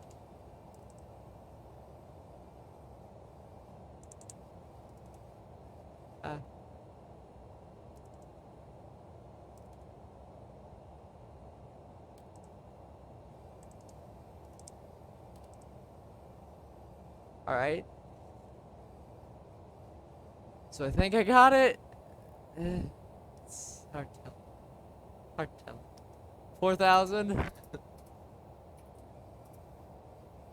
So go ahead and drop down to 4,000 feet. Should be getting the ILS up soon.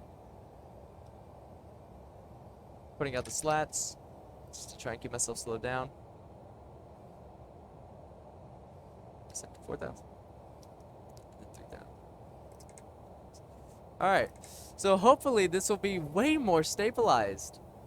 In the event of a missed approach, which hopefully will not happen, we're going to be climbing to 500, then left turn climb to 3,000 feet on heading 309 and outbound ORL VOR track 248 to Dinmore, then DME 6.0 ORL and hold. Continue the climb and the hold to 3,000 feet. Alright, plane doesn't like me at all, apparently.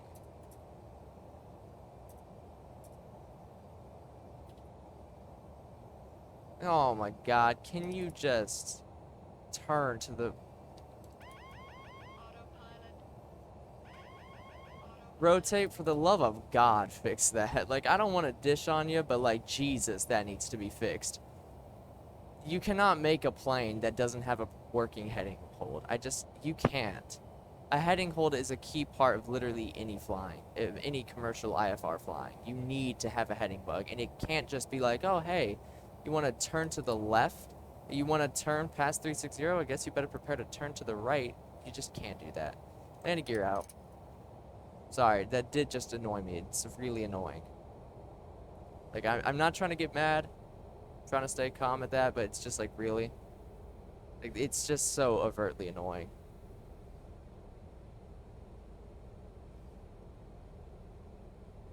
I'm gonna hit that. It's the ILS. The flight directors are following that. Let's get the nose up. Gear down and locked 4 green. Let's get some nose up trim. Let's get it flaps out 15 degrees.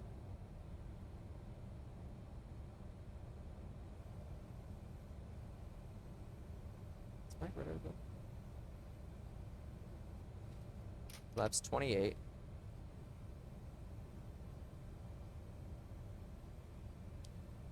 Let's try and get 6.5 trim. There we go.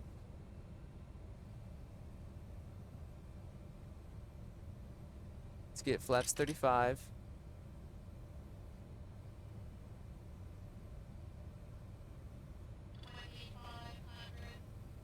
And let's get flaps 50.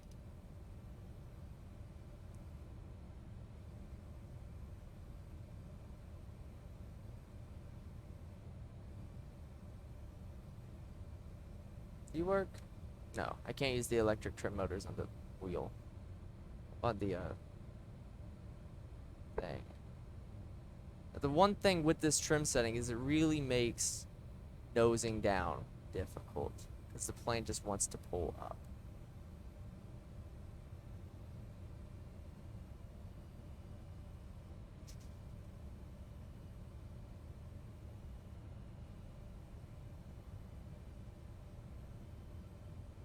I'm about to do a flaps 35 landing because I feel like I have to pull way up for my, like, oh my god, I'm still descending. Did those really put in that much drag? You're not even configured for the right. Glide slope. I know I'm below the glide slope, buddy. I can't even maintain altitude. Glide slope. Glide slope. Glide slope. Glide slope. Glide slope. Glide slope. Glide slope. Glide slope. Oh, sorry. I need to Glide slope. clamp. Glide slope. I need to sync my throttles and then. God, that does need to be reworked. I shouldn't have to sync my throttles to what the plane wants them to be at. To be able to move them. Like, it's just completely backwards.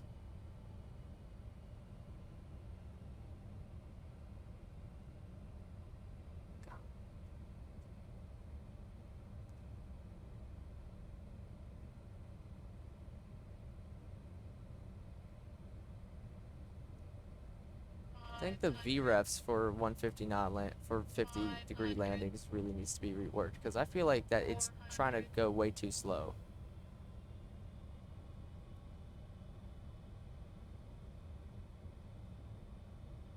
Approaching minimum. Like,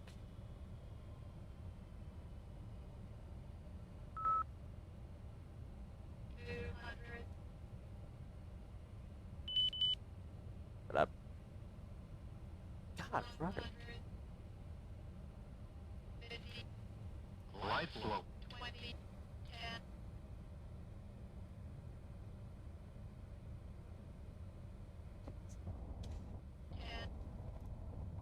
Thrust reversers engaged. I didn't re-engage the spoilers. Spoilers deployed. Putting in right rudder. Let's just let her come to a stop. My brake isn't engaged, is it? No, it is not. Manual braking. 60 knots. Thrust reversers disengaged. Spoilers retracted.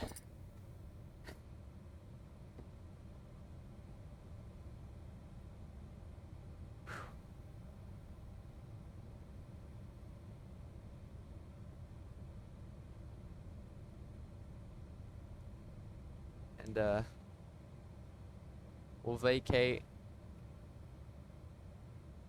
next right.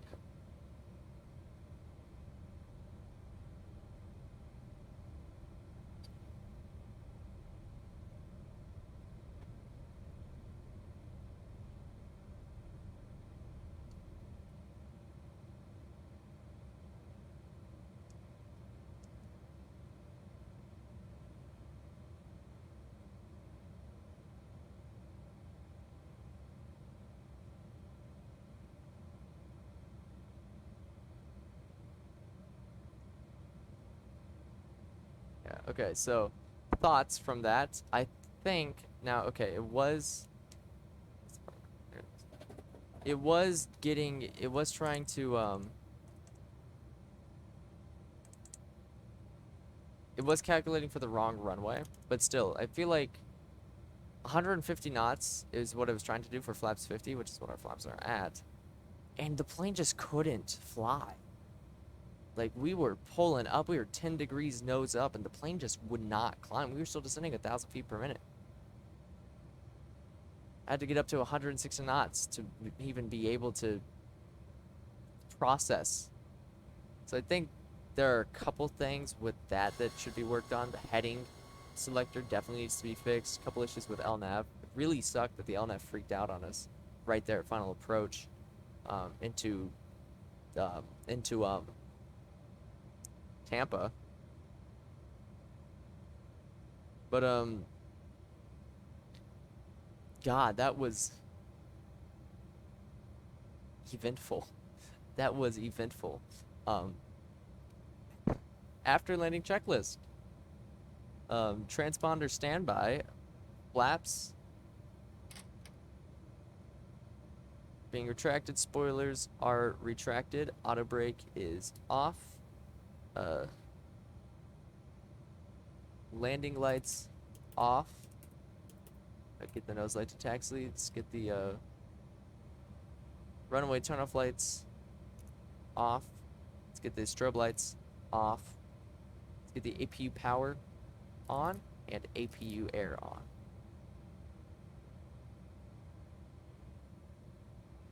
I tried to look at an EFB.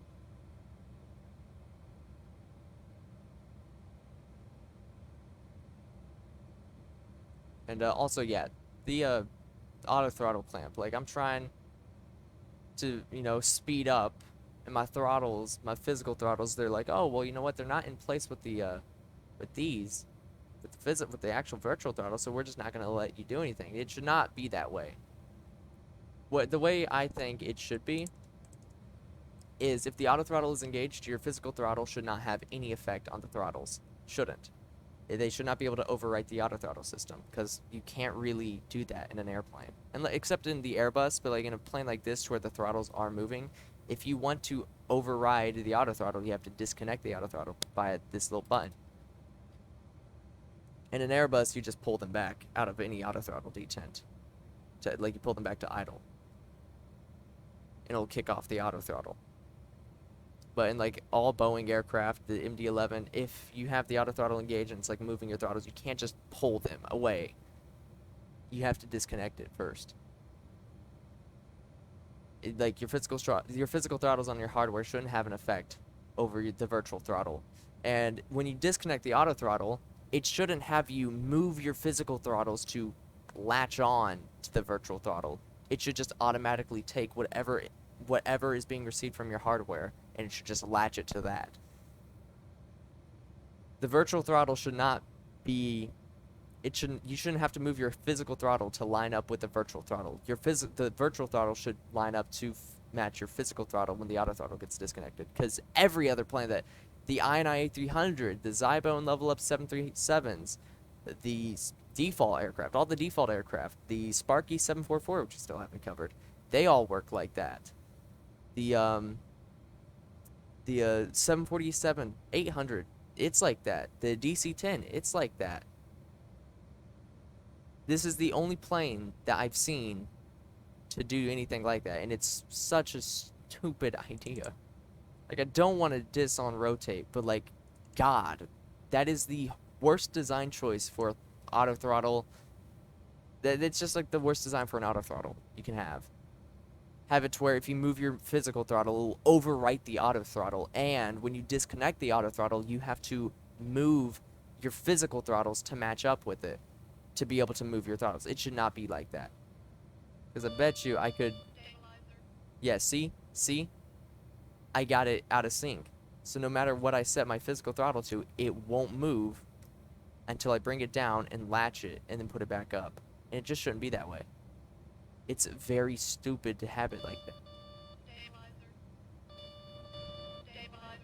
So if I just...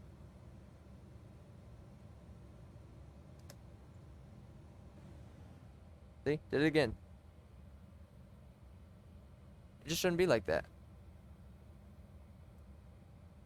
It's a very broken thing, and I don't like it. And I don't know why they would have made that design choice.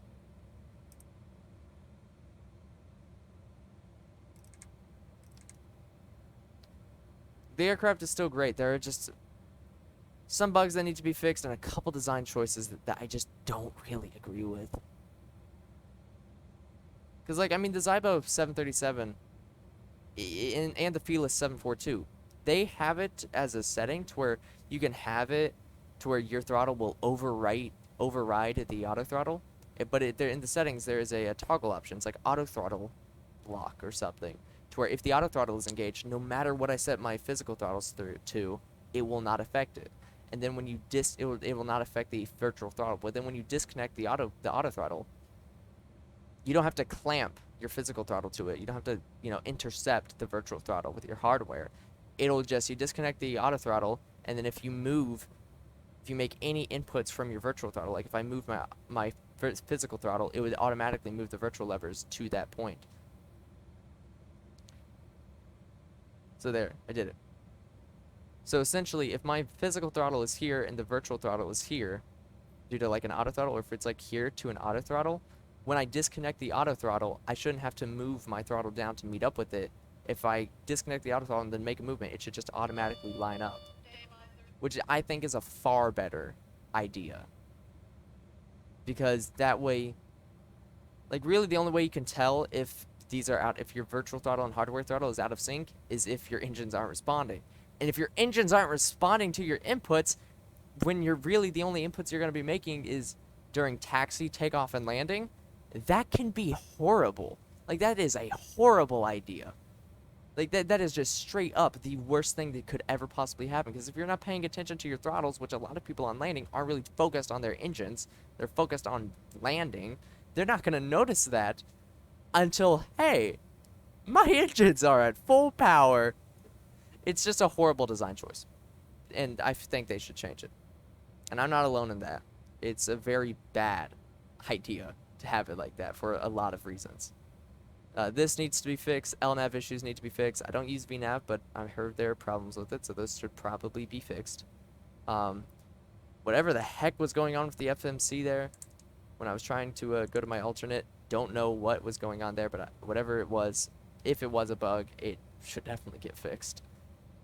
Why it wasn't following the holding pattern in the FMC, I don't know. Should be fixed, because I think that was definitely a bug. Anyways, let's find our way to the cargo terminal, or at least some parking apron, because I don't think FedEx flies down to Orlando. So, okay, we need to backtrack. Got it. So what we'll do is we'll just we'll take a left here, and then yeah, we'll just take a left and backtrack.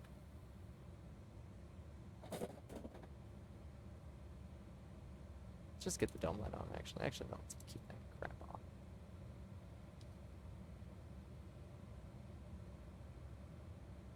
Yeah, so I did sound annoyed there. And to be fair, I was kind of annoyed. There's kind of a buildup of that stress from that first botched landing. And then all this stuff going on with the FMC while I wasn't working. That heading bug freaking out on me. The planes just not wanting to fly. The plane just, like, it had no lift at the VREF speed. Because even if it was trying to taking VREF and V approach for the wrong runway, for a different runway, it should still be able to fly. But like you saw what was happening there, it's like the speed was too low for the plane to be able to have lift. Like, it just couldn't maintain lift at that airspeed. Like, no plane should be 10 degrees up and still have a 1,000 foot descent rate. That's way too fast.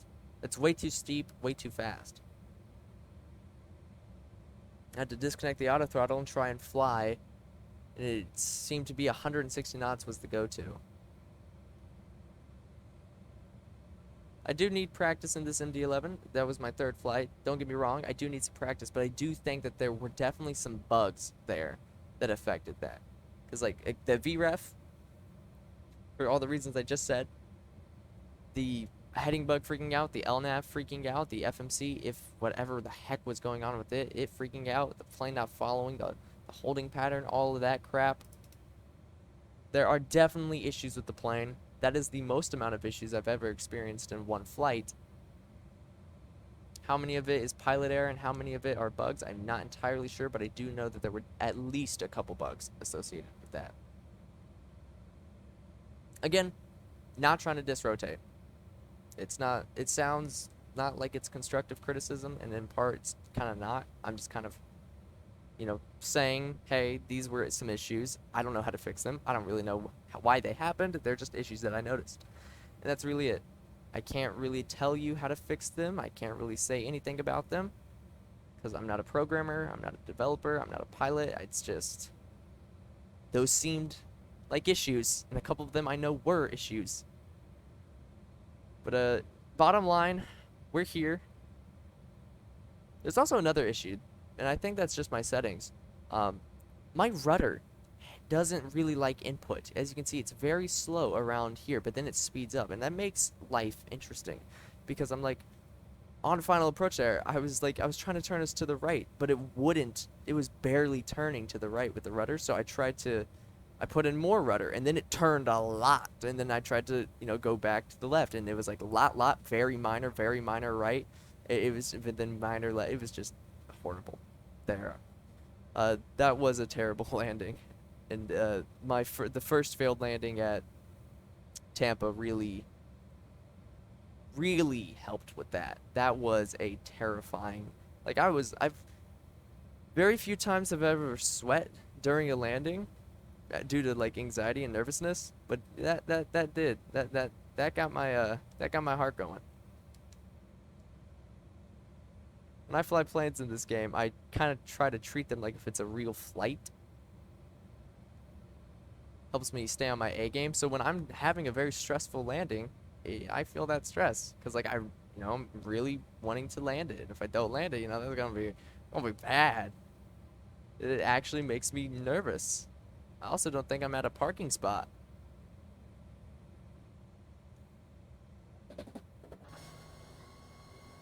You don't look like you're at a parking spot, so I'm gonna say I'm at a parking spot, and you can see more of that.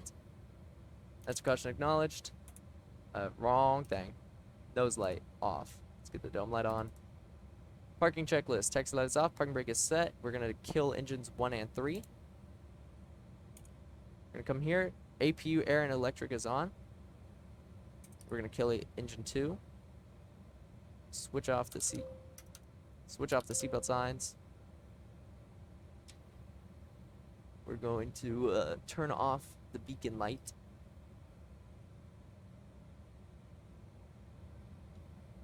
And we're going to call the stairs. We're gonna get the chocks in.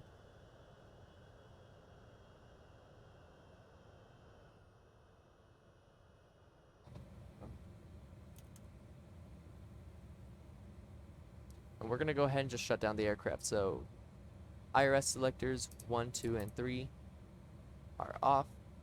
We're gonna get the navigation and logo lights off. We're going to get the make sure the TCAS and transponder is on standby, which it is. Weather radars are off. We're going to get the anti-ice system that's already off. We're going to kill off the defogs.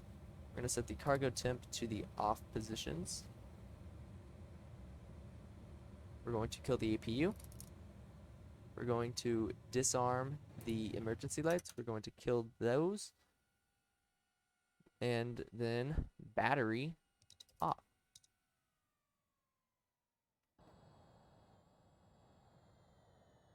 Alright, so that is a full flight in the MD-11 done. It was a very horrific landing both times, and 4 hours and 10 minutes later, we are here on the ground.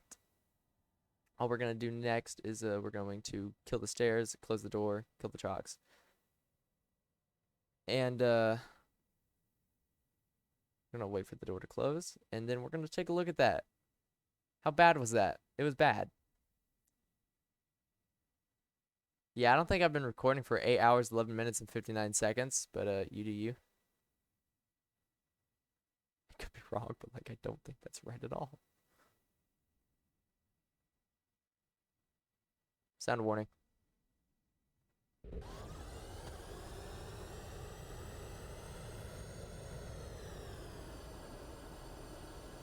None of our systems are going to be active yet.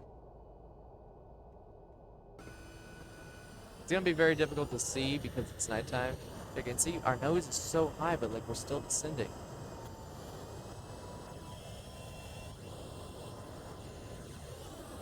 Then yeah, it's just very difficult. To be fair, the MD-11 is a difficult plane to land in general, but like I feel like there's some issues going on that get even more difficult.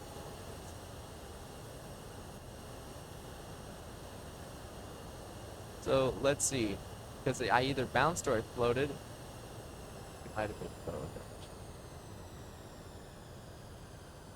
No, it was just a float. Then the drop. Then the nose slowly falls down to the earth. And then, so I need to get a more linear pattern for my rudder. I'm gonna look at what I have for the other planes. 'Cause their rudder seems to be fine. I think I just make it fully linear, but I make it like super augmented. Meaning that like it has a lot of assistance and a lot less it's just a lot of resist, like it's a lot less I don't know. Let me take a look at my settings real quick. Yeah. So this is what I have for the auto throttle disconnect. This is a custom thing. For the gear up, you have to set it to a custom gear handle up and gear handle down from rotate. Otherwise, your gear won't work properly. Your auto throttle also won't disconnect. I think that's really the only custom thing I have here, because everything else is just, yeah. Speed brakes, throttles. Yeah. So this is my control sensitivity. So I think I make it fully linear, but I make it max stability augmentation, or I make it 50%. One of the two. I think this is what I have it at on my other thing. So let me take a look at like the FJS 727 control sensitivity. No, actually. What? A300? Really? Zybo? Really? You? Yeah, I don't fly you.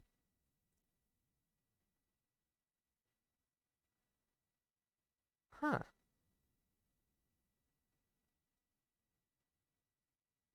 Well, what if I did? Hold up. Let me just...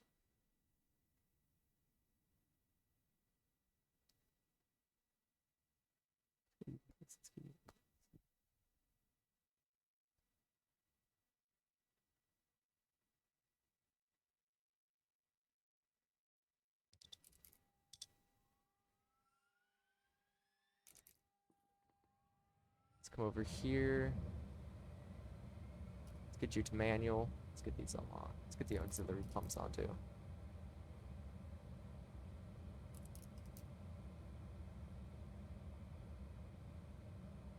Now, hydraulic page. She got pressure. Yep. So it should have flight control movement. Yep. So this should make my rudder movement very linear, but super augmented.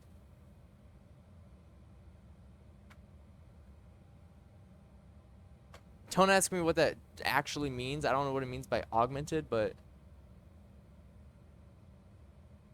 like it's fully linear. Like I really don't know the difference between, I don't know the difference between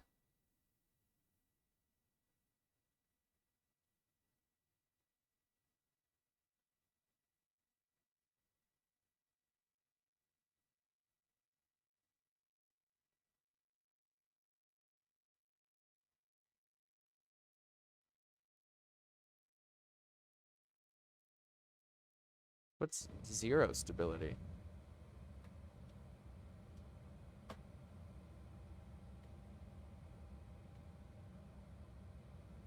And then what's full stability? It says you can slide these sliders up a bit to add auto control displacements to stabilize the plane. It isn't realistic, but may make the plane feel more realistic. What? It isn't realistic, but it may feel more realistic? What? What? Alright, so what does that mean? What do you mean? You know what? I'm gonna just go middle of the route because I don't know what you mean. Like at all. So make it, so that'll be fully linear. So that'll be a lot better. I think that may also be pretty good for a tiller movement, for a nose wheel steering. Yeah. Nose wheel's a lot better. No, it's not at all. I'll confirm how good it is. Nose light. That's not the nose light.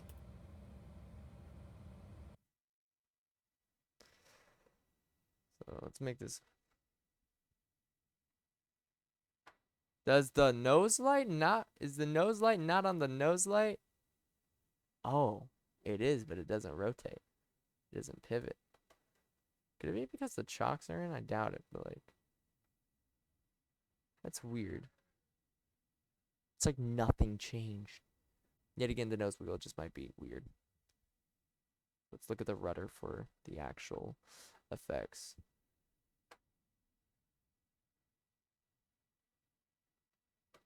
Yeah, that seems a lot better. At least if I ever get rudder pedals, this is good for now. Alright, that's all I wanted to figure out. Let's let off. Let's get you back to the automatic. So I can set everything into manual, manual, manual. Get off my drain.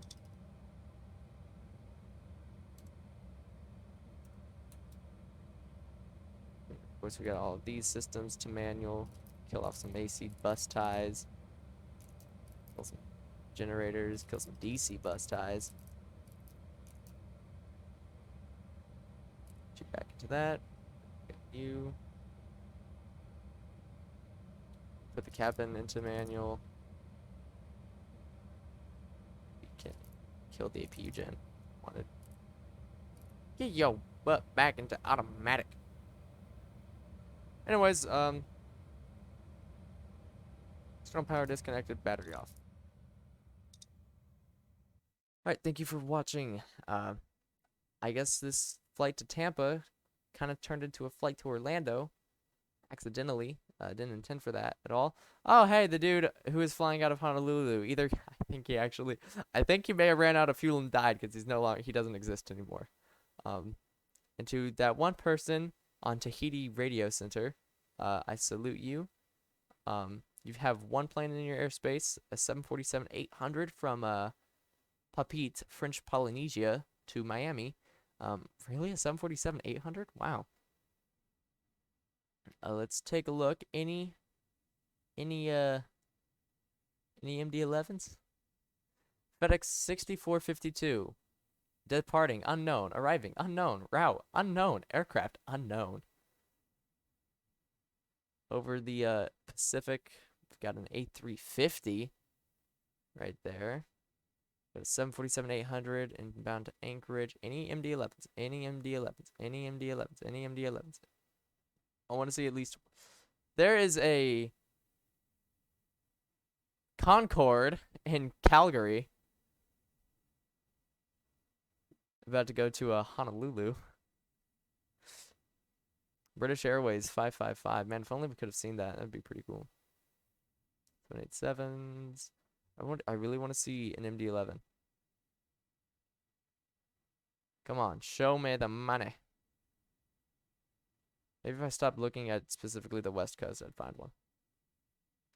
It's probably at least one down in Los Angeles. Right? Right? No, I lied. There's an MD-80 though. Nobody flying the MD-11? Really? Am I like the only body in the world flying the MD-11? I find that hard to believe. But it's becoming more and more likely. Oh, there we go. From Oklahoma City to Dallas Fort Worth. Any more? Yes. It's one from St. Louis to Memphis. Oh, wow. Like the entirety of the northeastern United States is online on VATSIM. Holy crap. Denver Center, Minneapolis Center, Kansas Center, Chicago Center, Indianapolis Center, Cleveland. Like, wow, that's amazing. Oh my God, New York. This is beautiful. New York approach is online. Both New York approaches are online. Is there an MD-11 at JFK? Yep. JFK to Boston. From JFK to Boston. From JFK to Boston. You're flying an MD-11 from JFK to Boston.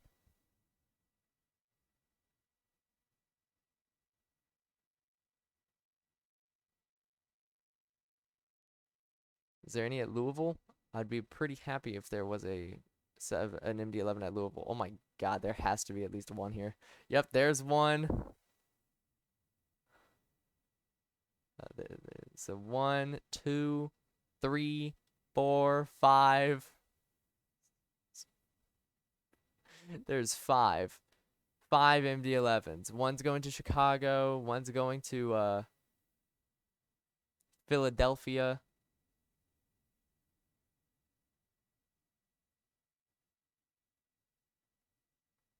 Oh, wait. I think one just got offline. So there's one going to Chicago, two going to Chicago, actually. One going to Philadelphia. Yeah, one of them got offline. Interesting.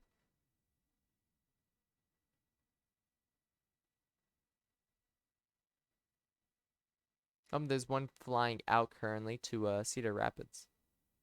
Indy? Oh, wow. Chicago is... oh, my God. Chicago is filled. I don't know why this turned into, like, me just going and looking at VATSIM, but, like, holy crap. You've got 2 MD-11s taking off from Chicago to Louisville. One taking off from Chicago to Minneapolis. At least on stand. There might be more. Who knows? There's an Ilyushin 7.6.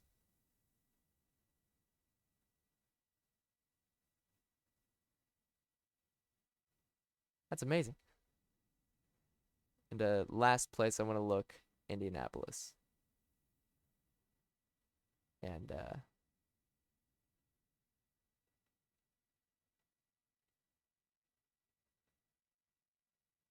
Indianapolis is empty. Not a soul in sight.